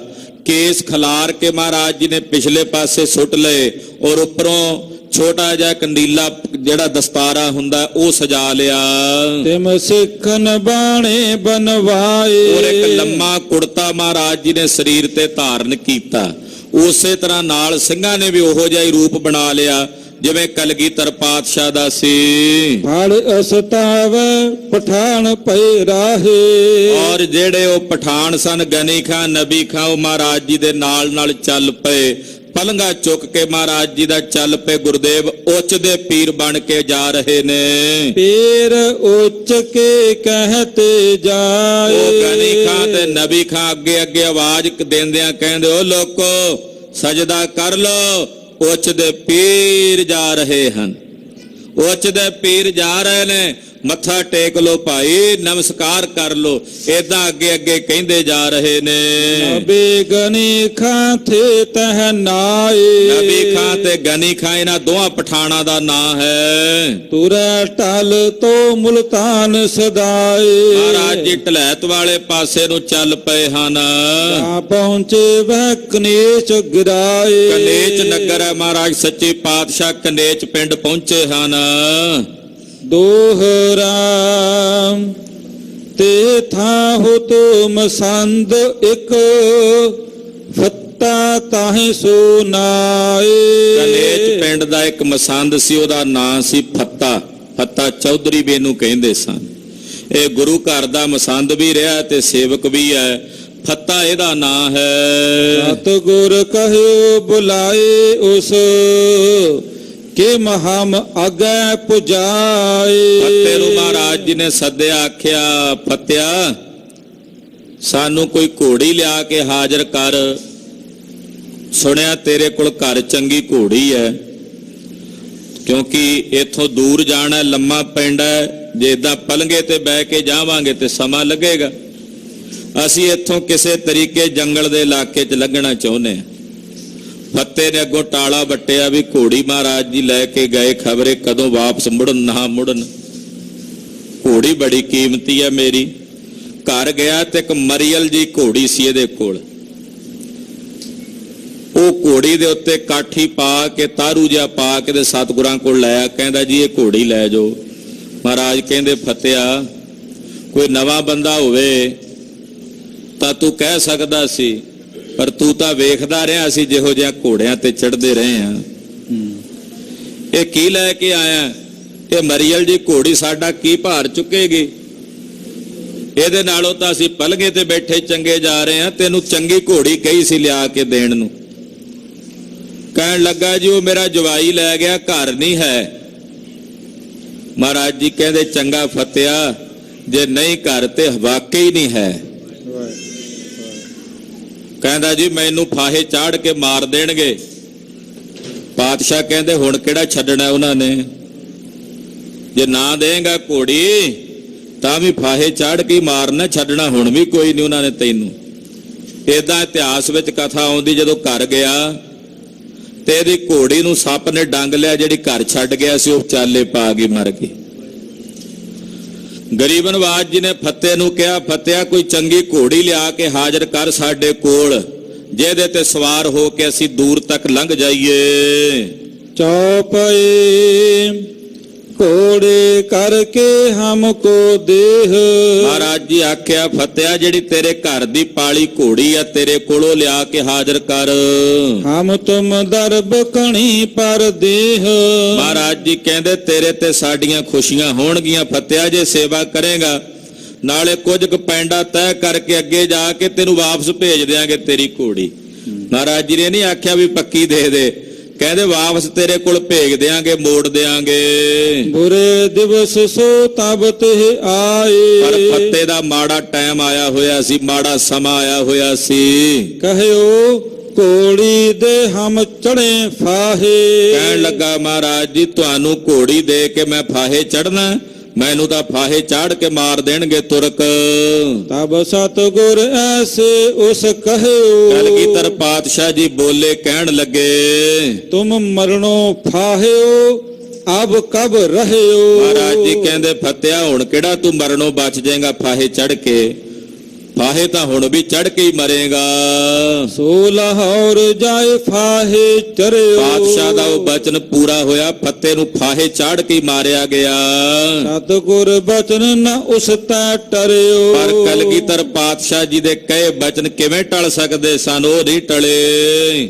ਤੁਰ ਸਤਿਗੁਰ ਜਬ ਆਗੈ ਧਏ। ਪਾਤਸ਼ਾਹ ਜੀ ਇੱਥੋਂ ਅੱਗੇ ਨੂੰ ਵੱਧ ਗਏ ਹੇਹਰਾਦਕ ਨਗਰਾਂ ਤੋਂ ਹੁੰਦਿਆਂ ਸਰਾਏ ਦਰਾਹੇ ਤੁਰਕਨ ਕਿਰਵਾਏ। ਔਰ ਕਹਿੰਦੇ ਇੱਕ ਜਗ੍ਹਾ ਤੇ ਆ ਕੇ ਤੁਰਕਾਂ ਨੇ ਮਹਾਰਾਜ ਜੀ ਨੂੰ ਘੇਰ ਲਿਆ।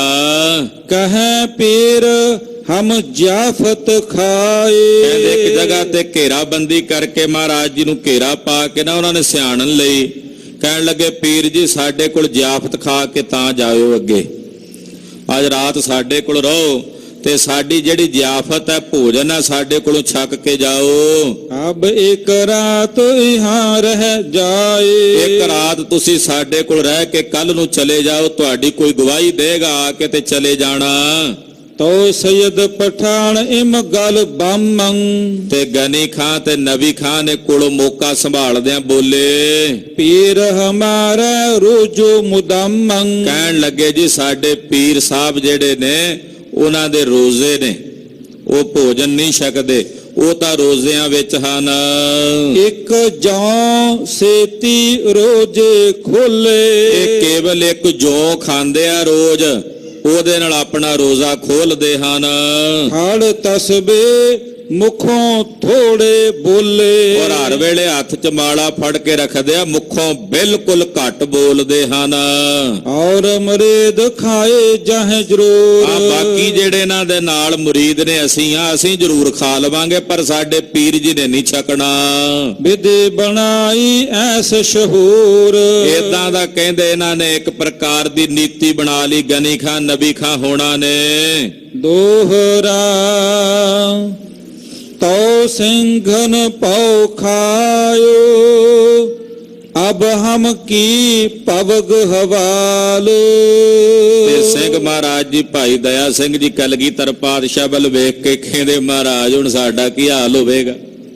ਤੁਸੀਂ ਤਾਂ ਰੱਖ ਲਏ ਰੋਜ਼ੇ ਤੇ ਹੁਣ ਸਾਡਾ ਕੀ ਬਣੇਗਾ ਮਹਾਰਾਜ? ਅਸੀਂ ਕਿਹੜਾ ਰੋਜ਼ੇ ਰੱਖੇ ਆ? ਸਾਨੂੰ ਤਾਂ ਜਾ ਕੇ ਭੋਜਨ ਖਾਣਾ ਪੈਣਾ ਇਹਨਾਂ ਮਲੇਛਾਂ ਦਾ, ਤੁਰਕਾਂ ਦਾ। ਇਹਨਾਂ ਦੇ ਹੱਥ ਦਾ ਭੋਜਨ ਕਿਵੇਂ ਖਾਵਾਂਗੇ ਮਹਾਰਾਜ ਜੀ ਜਾ ਕੇ? ਸਤਿਗੁਰੂ ਜੀ ਹੁਣ ਸਾਡਾ ਕੀ ਹਵਾਲ ਹੋਵੇਗਾ, ਉਹ ਵੀ ਕਿਰਪਾ ਕਰਕੇ ਦੱਸ ਦਿਓ। ਅਬ ਧਰਮ ਹਮਾਰੋ ਕਿਮ ਰਹੈ, ਗੁਰ ਸੋ ਔ ਜਗ ਨਾਲ। ਮਹਾਰਾਜ ਸਾਡਾ ਧਰਮ ਹੁਣ ਕਿਵੇਂ ਰਵੇਗਾ? ਤੁਹਾਡੇ ਨਾਲ ਸਾਡੇ ਧਰਮ ਦੀ ਰੱਖਿਆ ਕਿਵੇਂ ਹੋਵੇਗੀ ਜਗਤ ਵਿੱਚ? ਚੌਪਈ ਤੋ ਸਤਿਗੁਰ ਅਨ ਦਿਓ ਫਰਮਾਏ। ਕਲਗੀਧਰ ਪਾਤਸ਼ਾਹ ਜੀ ਬੋਲੇ, ਕਹਿਣ ਲੱਗੇ, ਭਾਈ ਦਇਆ ਸਿੰਘ ਜੀ ਸੁਣੋ। ਲਿਓ ਸਰਬ ਲੋ ਕਰਦ ਫਿਰਾਏ। ਪਾਤਸ਼ਾਹ ਨੇ ਆਖਿਆ, ਦਇਆ ਸਿੰਘ ਜੀ ਜਦੋਂ ਤੁਹਾਡੇ ਸਾਹਮਣੇ ਭੋਜਨ ਦਾ ਥਾਲ ਪਰੋਸਣਗੇ ਨਾ, ਉਸ ਵੇਲੇ ਉਹਦੇ ਚ ਕਿਰਪਾਨ ਭੇਟ ਕਰ ਦਿਓ ਜੇ। ਤੇ ਕਿਰਪਾਨ ਭੇਟ ਕਰਕੇ ਆਖਿਓ ਜੇ, ਤਵ ਪ੍ਰਸਾਦ ਭਰਮ ਕਾ ਨਾਸ। ਪਾਤਸ਼ਾਹ ਆਖਿਆ ਕਿਰਪਾਨ ਭੇਟ ਕਰਕੇ ਫੇਰ ਕੇ ਛਕ ਲਿਓ। ਜ਼ੋਰ ਜ਼ੁਲਮ ਸੰਗ ਤੁਰਕ ਨ ਹੋਏ। ਮਹਾਰਾਜ ਜੀ ਕਹਿੰਦੇ, ਜੇ ਕੋਈ ਜ਼ਬਰਦਸਤੀ ਜ਼ੋਰ ਕਰਕੇ ਜ਼ੁਲਮ ਕਰਕੇ ਕਿਸੇ ਦੇ ਕੇਸ ਕੱਟਦਾ ਜਾਂ ਜ਼ਬਰਦਸਤੀ ਕੋਈ ਆਪਣਾ ਭੋਜਨ ਖਵਾ ਕੇ ਆਖੇ ਵੀ ਇਹਦਾ ਧਰਮ ਬਦਲ ਦਿੱਤਾ, ਅਸੀਂ ਇਹਨੂੰ ਤੁਰਕ ਬਣਾ ਦਿੱਤਾ, ਮਹਾਰਾਜ ਜੀ ਕਹਿੰਦੇ ਜ਼ੋਰ ਕੀਤੇ ਤੇ ਜ਼ੁਲਮ ਕੀਤਿਆਂ ਜੇ ਕਿਸੇ ਦੇ ਕੋਈ ਕੇਸ ਕੱਟ ਕੇ ਜਾਂ ਉਹਨੂੰ ਆਪਣੇ ਜਬਰੀ ਉਹ ਚੀਜ਼ ਖਵਾਵੇ ਜਿਹਦੇ ਵਾਸਤੇ ਧਰਮ ਇਜਾਜ਼ਤ ਨਾ ਦੇਵੇ ਤੇ ਆਖੇ ਅਸੀਂ ਇਹਨੂੰ ਮੁਸਲਮਾਨ ਬਣਾ ਦਿੱਤਾ ਜਾਂ ਇਹਦਾ ਧਰਮ ਬਦਲ ਦਿੱਤਾ, ਮਹਾਰਾਜ ਜੀ ਕਹਿੰਦੇ ਇਦਾਂ ਧਰਮ ਨਹੀਂ ਬਦਲਦਾ ਹੁੰਦਾ। ਜਦੋਂ ਦਿਲੋਂ ਨਹੀਂ ਕਬੂਲ ਕਰਦਾ, ਜ਼ੋਰ ਨਾਲ ਜ਼ੁਲਮ ਨਾਲ ਜੇ ਕੇਸ ਕੱਟ ਕੇ ਜਾਂ ਜ਼ੋਰ ਜ਼ੁਲਮ ਨਾਲ ਤੁਹਾਨੂੰ ਆਪਣਾ ਭੋਜਨ ਖਵਾ ਕੇ ਕੋਈ ਕਹੇ ਕਿ ਅਸੀਂ ਇਹਨਾਂ ਨੂੰ ਮੁਸਲਮਾਨ ਕਰ ਲਿਆ, ਮਹਾਰਾਜ ਜੀ ਕਹਿੰਦੇ ਏਦਾਂ ਮੁਸਲਮਾਨ ਨਹੀਂ ਹੁੰਦੇ। ਤੋ ਤੁਰਕ ਸੰਗ ਤੁਰਕ ਨਹੀਂ ਹੋਏ। ਮਹਾਰਾਜ ਜੀ ਕਹਿੰਦੇ ਤੁਰਕ ਉਦੋਂ ਹੁੰਦਾ, ਉਦੋਂ ਮੁਸਲਮਾਨ ਹੋ ਜਾਂਦਾ ਜਦੋਂ ਇਹ ਤੁਰਕਣੀ ਦਾ ਯੁੱਧ ਕਰਦਾ, ਤੁਰਕਣੀ ਦਾ ਸੰਗ ਕਰਦਾ। ਕਿਉਂਕਿ ਤੁਰਕਣੀ ਦੇ ਸੰਗ ਵੇਲੇ ਇਹਦਾ ਮਨ ਮਿਲ ਜਾਂਦਾ, ਇਹਦੀ ਸੁਰਤ ਮਿਲ ਜਾਂਦੀ ਹੈ, ਉਸ ਵੇਲੇ ਫਿਰ ਇਹ ਤੁਰਕ ਹੋ ਜਾਂਦਾ। ਪਰ ਜੇ ਕੇਵਲ ਜ਼ੋਰ ਨਾਲ ਕਹੇ ਕੋਈ ਜ਼ਬਰਦਸਤੀ, ਬਹੁਤ ਸਾਰੇ ਸਿੰਘਾਂ ਦੇ ਕੇਸ ਵੀ ਕਤਲ ਕਰ ਦਿੱਤੇ ਗਏ ਸਨ, ਪਰ ਉਹ ਆਖਣ ਵੀ ਇਹਨਾਂ ਦਾ ਅਸੀਂ ਧਰਮ ਖਤਮ ਕਰ ਦਿੱਤਾ। ਜ਼ੋਰ ਨਾਲ ਜ਼ੁਲਮ ਦੇ ਨਾਲ ਕਿਸੇ ਦੇ ਪ੍ਰਕਾਰ ਕਹਿੰਦੇ ਉਹ ਧਰਮ ਨਹੀਂ ਉਹਦਾ ਜਾਂਦਾ, ਉਹ ਫਿਰ ਵੀ ਸਿੱਖ ਰਹਿੰਦਾ ਹੈ। ਪਰ ਜਦੋਂ ਤੁਰਕਣੀ ਯੁੱਧ ਕਰਦਾ, ਤੁਰਕਣੀ ਸੰਗ ਕਰਦਾ ਦਿਲੋਂ, ਉਸ ਵੇਲੇ ਮਹਾਰਾਜ ਜੀ ਕਹਿੰਦੇ ਫਿਰ ਇਹ ਤੁਰਕ ਹੋ ਜਾਂਦਾ। ਇਹ ਰਹਿਤਨਾਮਿਆਂ ਦੇ ਵੀ ਬਚਨ ਹਨ। ਹਾਂਜੀ, ਇੱਕ ਔਰ ਗੱਲ ਕਰਤ ਪਤਿਆਈਓ। ਮਹਾਰਾਜ ਜੀ ਕਹਿੰਦੇ ਸਿੰਘੋ ਫਿਕਰ ਨਾ ਕਰਿਓ, ਤੁਸੀਂ ਜੋ ਉੱਥੇ ਛਕਣਾ ਨਾ ਉਹਦੀ ਵੀ ਅਜਮਾਇਸ਼ ਤੁਹਾਨੂੰ ਕਰਕੇ ਵਿਖਾ ਦੇਾਂਗੇ। ਪੱਲੇ ਬੰਦ ਕੁਛ ਖਾਣਾ ਲਿਆਇਓ। ਕਿਰਪਾਨ ਭੇਟ ਕਰਕੇ ਉਹਦੇ ਵਿੱਚੋਂ ਕੁਝ ਖਾਣਾ ਪੱਲੇ ਬੰਨ ਕੇ ਲੈ ਆਇਓ, ਜੇ ਤੁਹਾਨੂੰ ਅਸੀਂ ਉਹਦੇ ਦਰਸ਼ਨ ਕਰਾਵਾਂਗੇ ਵੀ ਤੁਸੀਂ ਕੀ ਛਕ ਕੇ ਆਏ ਹੋ। ਮਹਾਰਾਜ ਜੀ ਕਹਿੰਦੇ ਭਰਮ ਨਾ ਰੱਖਿਓ ਵੀ ਤੁਸੀਂ ਤੁਰਕਾਂ ਦਾ ਭੋਜਨ ਖਾਧਾ। ਗਰੀਬ ਨਵਾਜ ਪਾਤਸ਼ਾਹ ਕਹਿੰਦੇ ਕਿਰਪਾਨ ਭੇਟ ਕਰਕੇ ਉਹਦੇ ਵਿੱਚੋਂ ਕੁਝ ਪ੍ਰਸ਼ਾਦ ਪੱਲੇ ਬੰਨ ਕੇ ਸਾਡੇ ਕੋਲ ਲੈ ਆਇਓ। ਜੇ ਤੁਮਰ ਕੁਝ ਮਨ ਸ਼ੰਕਾਏ, ਜੇ ਤੁਹਾਡੇ ਮਨ 'ਚ ਕੋਈ ਸ਼ੰਕਾ ਹੋਵੇਗਾ ਵੀ ਤਾਂ ਉਹਦੀ ਨਿਰਵਿਰਤੀ ਕਰਾਂਗੇ। 5 ਝੁੱਬੇ ਲਿਓ ਅੰਮ੍ਰਿਤਸਰ ਲਾਏ। ਪਾਤਸ਼ਾਹ ਕਹਿੰਦੇ ਫਿਰ ਵੀ ਮਨ 'ਚ ਵਹਿਮ ਜਿਹਾ ਰਹਿ ਜੇ ਨਾ ਵੀ ਤੁਰਕਾਂ ਦੇ ਕੋਲ ਬਹਿ ਕੇ ਭੋਜਨ ਛਕਿਆ, ਤਾਂ ਪਾਤਸ਼ਾਹ ਕਹਿੰਦੇ 5 ਚੁੱਬੇ ਅੰਮ੍ਰਿਤਸਰ ਜਾ ਕੇ ਲਾਇਓ, ਜੇ ਆਪੇ ਸ਼ੰਕਾ ਦੂਰ ਹੋ ਜਾਏਗਾ। 5 ਚੁੱਬੇ ਜੇ ਕਿਤੇ ਮਨ 'ਚ ਕਈ ਵਾਰੀ ਵਹਿਮ ਜਿਹਾ ਆ ਜਾਂਦਾ ਨਾ ਵੀ ਮੈਂ ਫਲਾਣੇ ਦਾ ਸੰਗ ਕਰ ਲਿਆ ਜਾਂ ਫਲਾਣੇ ਦੇ ਕੋਲ ਬਹਿ ਕੇ ਰੋਟੀ ਖਾ ਲਈ, ਉਹ ਮਾੜਾ ਬੰਦਾ, ਮਨ 'ਚ ਆ ਹੀ ਜਾਂਦਾ ਕਈ ਵਾਰੀ ਕਿਸੇ ਪ੍ਰਤੀ ਭਰਮ ਜਾਂ ਸ਼ੰਕਾ ਜਿਹਾ, ਤਾਂ ਮਹਾਰਾਜ ਜੀ ਕਹਿੰਦੇ ਆ ਸਿੰਘੋ ਧੰਨ ਗੁਰੂ ਰਾਮਦਾਸ ਸਾਹਿਬ ਦਾ ਪਾਵਨ ਅੰਮ੍ਰਿਤ ਸਰੋਵਰ ਹੈ, ਉੱਥੇ ਜਾ ਕੇ 5 ਚੁੱਬੇ ਲਾ ਲਿਓ। ਜੇ 5 ਚੁੱਬੇ ਲਾਓਗੇ ਤੇ ਸਾਰੇ ਪਾਪ ਦੂਰ ਹੋ ਜਾਣਗੇ, ਕਿਉਂਕਿ ਉਹ ਤਾਂ ਐਸਾ ਪਾਵਨ ਅੰਮ੍ਰਿਤ ਤਾਲ ਹੈ। ਰਾਮਦਾਸ ਸਰੋਵਰ ਨਾਤੇ ਸਭ ਉਤਰੇ ਪਾਪ ਕਮਾਤੇ। ਸੋ ਡੋਰ ਸਿਖਨ ਕਰ ਲਏ। ਸਿੰਘਾਂ ਨੇ 7 ਬਚਨ ਕਿਹਾ, ਮਹਾਰਾਜ ਜੀ ਦੇ ਬਚਨ ਮੰਨ ਕੇ ਚੱਲ ਪਏ। ਤੁਰਕਨ ਕਹੇ ਕਿ ਮਕਰਦ ਛੁਹਏ। ਜਦੋਂ ਬਹਿ ਗਏ ਨਾ ਤੇ ਦਸਤਰਖਾਨ ਹੁੰਦਾ ਉਹ ਵਿਛਾ ਦਿੱਤਾ ਇਹਨਾਂ ਨੇ। ਇੱਕ ਥਾਲ ਦੇ ਵਿੱਚ ਗਨੀ ਖਾਂ ਨਬੀ ਖਾਂ ਅੱਗੇ ਪਰੋਸ ਦਿੱਤਾ ਭੋਜਨ, ਤੇ ਇੱਕ ਥਾਲ ਜਿਹੜਾ ਸੀ ਭਾਈ ਦਇਆ ਸਿੰਘ ਤੇ ਧਰਮ ਸਿੰਘ ਦੇ ਅੱਗੇ, ਤੇ ਇੱਕ ਥਾਲ 'ਚ ਇੱਕ ਤੁਰਕ ਬੈਠਾ ਤੇ ਨਾਲ ਮਾਨ ਸਿੰਘ ਨੂੰ ਬਿਠਾ ਲਿਆ। ਮਾਨ ਸਿੰਘ ਵੇਖੇ ਵੀ ਗਨੀ ਖਾਂ ਨਬੀ ਖਾਂ ਦੀ ਵੀ ਗੱਲ ਬਣ ਗਈ, ਉਹਨਾਂ ਦਾ ਵੱਖਰਾ ਥਾਲ। ਦਇਆ ਸਿੰਘ ਧਰਮ ਸਿੰਘ ਹੋਣਾ ਦਾ ਵੀ ਥਾਲ ਵੱਖਰਾ, ਵੀ ਉਹਨਾਂ ਦੀ ਵੀ, ਕਿਉਂਕਿ ਇੱਕ ਥਾਲ ਵਿੱਚ 2-2 ਜਣੇ ਬਹਿ ਗਏ ਨਾ। ਮਾਨ ਸਿੰਘ ਜੀ ਸੋਚਣ ਵੀ ਮੈਂ ਤਾਂ ਹੁਣ ਨਾਲ ਬਹਿ ਗਿਆ, ਤੁਰਕ ਮੇਰੇ ਇੱਕੋ ਥਾਲ ਦੇ ਵਿੱਚ, ਹੁਣ ਕੀ ਕਰੀਏ। ਤੇ ਕਹਿੰਦੇ ਉਹਨੇ ਏਦਾਂ ਕਿਰਪਾਨ ਭੇਟ ਕੀਤੀ। ਭਾਈ ਦਇਆ ਸਿੰਘ ਧਰਮ ਸਿੰਘ ਹੋਣਾ ਨੇ ਵੀ ਕਿਰਪਾਨ ਭੇਟ ਕੀਤੀ। ਗਨੀ ਖਾਂ ਨਬੀ ਖਾਂ ਤਾਂ ਪਹਿਲਾਂ ਹੀ ਮੁਸਲਮਾਨ ਸੀ, ਉਹਨਾਂ ਦਾ ਛਾਕੀ ਲੈਣਾ ਸੀ। ਜਦੋਂ ਕਹਿੰਦੇ ਕਿਰਪਾਨ ਭੇਟ ਕੀਤੀ ਤੇ ਮਾਨ ਸਿੰਘ ਦੀ ਜਿਹੜੀ ਅੱਧੀ ਥਾਲੀ ਸੀ ਉਹਨੂੰ ਕੜਾਹ ਪ੍ਰਸ਼ਾਦ ਨਜ਼ਰ ਆਇਆ, ਤੇ ਬਾਕੀ ਤੁਰਕ ਦਾ ਭੋਜਨ ਵੱਖਰਾ ਉਹਦੇ ਵਿੱਚ ਦਿਸਦਾ। ਸਤਿ ਸ੍ਰੀ ਅਕਾਲ। ਤੇ ਜਦੋਂ ਕਿਰਪਾਨ ਭੇਟ ਕੀਤੀ ਤੇ ਉਹ ਜਿਹੜੇ ਤੁਰਕ ਸੀ ਨਾ, ਉਹ ਕਹਿੰਦੇ ਤਾਂ ਤੁਸੀਂ ਖਾਣਾ ਭਿੱਟ ਦਿੱਤਾ, ਆਹ ਕੀ ਕੀਤਾ ਤੁਸੀਂ, ਕਿਰਪਾਨ ਛੁਆ ਦਿੱਤੀ ਹੈ, ਇਹਦਾ ਨਵੀਂ ਮਰਿਆਦਾ ਤੁਸੀਂ ਟੋਰ ਲਈ ਹੈ। ਸਾਡੇ ਇਸਲਾਮ ਦੇ ਵਿੱਚ ਤਾਂ ਇਹ ਮਰਿਆਦਾ ਹੈ ਨਹੀਂ ਹੈ ਕਿ ਕਿਰਪਾਨ ਛੁਆਣੀ, ਇਹ ਤਾਂ ਤੁਸੀਂ ਭੋਜਨ ਖਰਾਬ ਕਰ ਦਿੱਤਾ, ਮਕਰੂ ਕਰ ਦਿੱਤਾ ਭੋਜਨ। ਏਦਾਂ ਬੋਲੇ ਕਹੇ ਪਠਾਨ ਸ਼ਰਾ ਆਈ ਨਏ। ਤੇ ਕੋੜੋ ਗਨੀ ਖਾਂ ਨਬੀ ਖਾਂ ਬੋਲੇ, ਕਹਿੰਦੇ ਇਹ ਸ਼ਰਾ ਨਵੀਂ ਪੈਦਾ ਹੋਈ ਆ, ਉੱਚ ਦੇ ਪੀਰ ਜੀ ਨੇ ਪੈਦਾ ਕੀਤੀ ਹੈ। ਸ਼ਰਾ ਦਾ ਮਤਲਬ ਨਿਯਮ। ਇਹ ਜਿਹੜਾ ਨਿਯਮ ਹੈ ਨਾ, ਇਹ ਨਵਾਂ ਪੈਦਾ ਹੋਇਆ ਧਰਤੀ ਤੇ ਜਿਹੜੇ ਉੱਚ ਦੇ ਪੀਰ ਆਏ ਨੇ ਨਾ ਸਾਡੇ ਨਾਲ, ਇਹ ਨਿਯਮ ਕੇਵਲ ਉਹਨਾਂ ਨੇ ਬਣਾਇਆ ਕਿ ਭੋਜਨ ਤਿਆਰ ਕਰਕੇ ਉਹਦੇ ਵਿੱਚ ਕਿਰਪਾਨ ਭੇਟ ਕਰਨੀ।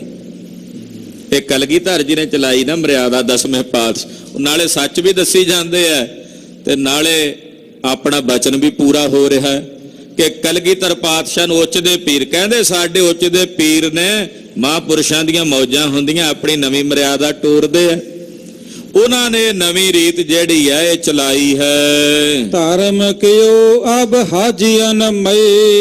ਇਹ ਨਵਾਂ ਧਰਮ ਪੈਦਾ ਕੀਤਾ ਹਾਜੀਆਂ ਨੇ। ਪ੍ਰਾਤ ਖੋਲ ਕਰ ਦੇਖਿਓ ਖਾਣਾ।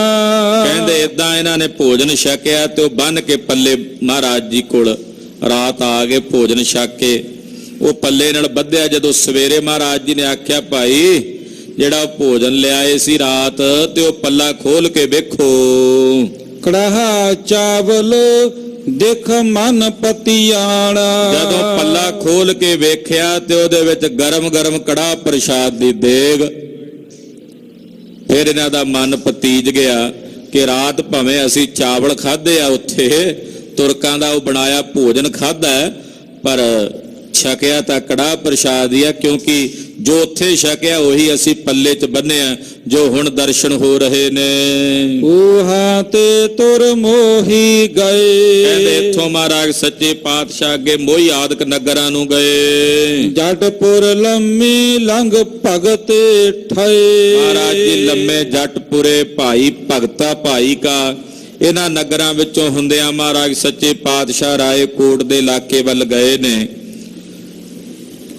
ਰਾਏ ਕੱਲਾ ਚੌਧਰੀ ਮਹਾਰਾਜ ਸੱਚੇ ਪਾਤਸ਼ਾਹ ਜੀ ਨੂੰ ਮਿਲਿਆ। ਇੱਥੇ ਆਣ ਕੇ ਗਰੀਬ ਨਵਾਜ ਪਾਤਸ਼ਾਹ ਨੇ ਜੋ ਚੋਜ ਕੀਤੇ ਹਨ, ਉਹ ਕਥਾ ਸੰਖੇਪ ਵਿੱਚ ਭਾਈ ਸਾਹਿਬ ਭਾਈ ਰਤਨ ਸਿੰਘ ਜੀ ਲਿਖ ਰਹੇ ਨੇ। ਛੋਟੇ ਸਾਹਿਬਜ਼ਾਦਿਆਂ ਦਾ ਸ਼ਹਾਦਤ ਦਾ ਸਾਕਾ ਨਾਲ ਨਾਲ ਵਰਣਨ ਕਰ ਰਹੇ ਨੇ। ਇਹਨੂੰ ਖਾਲਸਾ ਜੀ ਪੰਛੀ ਉਡਾਰੀ ਕਹਿੰਦੇ ਆ। ਥੋੜਾ ਥੋੜਾ ਇਤਿਹਾਸ ਗੁਰੂ ਸਾਹਿਬ ਦਾ ਕਿ ਇੱਥੋਂ ਚੁਣ ਕੇ ਵਿਸਥਾਰ ਸਾਹਿਤ ਤਾਂ ਆਪਾਂ ਗੁਰਪ੍ਰਤਾਪ 'ਚ ਸੁਣੀ ਆ ਕਥਾ, ਪਰ ਪੰਛੀ ਉਡਾਰੀ ਜਿਵੇਂ ਇੱਕ ਪੰਛੀ ਇੱਕ ਦਰਖਤ ਤੋੜ ਕੇ ਦੂਜੇ ਤੇ ਬੈਠਾ, ਦੂਜੇ ਤੋਂ ਤੀਜੇ ਤੇ, ਇਦਾਂ ਇਹ ਪੰਛੀ ਉਡਾਰੀ ਦੇ ਨਾਲ ਭਾਈ ਰਤਨ ਸਿੰਘ ਜੀ ਥੋੜਾ ਥੋੜਾ ਸੰਖੇਪ ਵਿੱਚ ਗੁਰਦੇਵ ਦਾ ਇਤਿਹਾਸ ਜਿਹੜਾ ਹੈ ਉਹ ਵਰਣਨ ਕਰਕੇ ਸੁਣਾ ਰਹੇ ਨੇ। ਅਗਲਿਆਂ ਪ੍ਰਸੰਗਾਂ ਵਿੱਚ ਆਪ ਜੀ ਇਹ ਪਵਿੱਤਰ ਕਥਾ ਸਰਵਣ ਕਰੋਗੇ। ਸਮੇਂ ਦੇ ਲਿਹਾਜ਼ ਨਾਲ ਸਮਾਪਤੀ ਹੈ। ਗੁਰੂ ਕਥਾ ਕਥਨ ਕਰਦਿਆਂ ਹੋਈਆਂ ਭੁੱਲਾਂ ਚੁੱਕਾਂ ਦੀ ਖਿਮਾ। ਵਾਹਿਗੁਰੂ ਵਾਹਿਗੁਰੂ ਵਾਹਿਗੁਰੂ ਵਾਹਿਗੁਰੂ।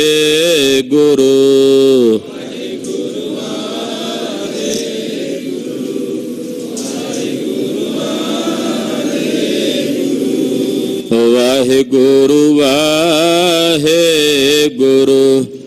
ਵਾਹਿਗੁਰੂ ਵਾਹਿਗੁਰੂ।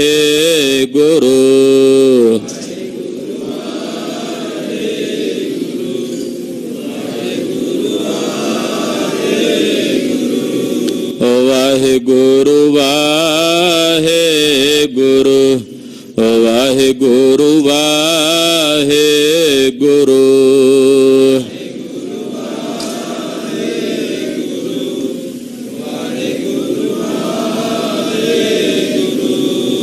ਵਾਹਿਗੁਰੂ ਵਾਹਿਗੁਰੂ ਵਾਹਿਗੁਰੂ ਵਾਹਿਗੁਰੂ। ਵਾਹਿਗੁਰੂ ਵਾਹਿਗੁਰੂ ਵਾਹਿਗੁਰੂ ਵਾਹਿਗੁਰੂ। ਅਚੁੱਤ ਹੈ ਪਾਰ ਬ੍ਰਹਮ ਅਬਨਾਸੀ ਅਘਨਾਸ। ਪੂਰਨ ਹੈ ਸਰਬ ਮੈਂ ਦੁਖ ਪੰਜਨ ਗੁਣਤਾਸ। ਸੰਗੀ ਹੈ ਨਿਰੰਕਾਰ ਨਿਰਗੁਣ ਸਭ ਟੇਕ। ਗੋਬਿੰਦ ਹੈ ਗੁਣ ਨਿਧਾਨ ਰਾਖੈ ਸਦਾ ਬਿਬੇਕ।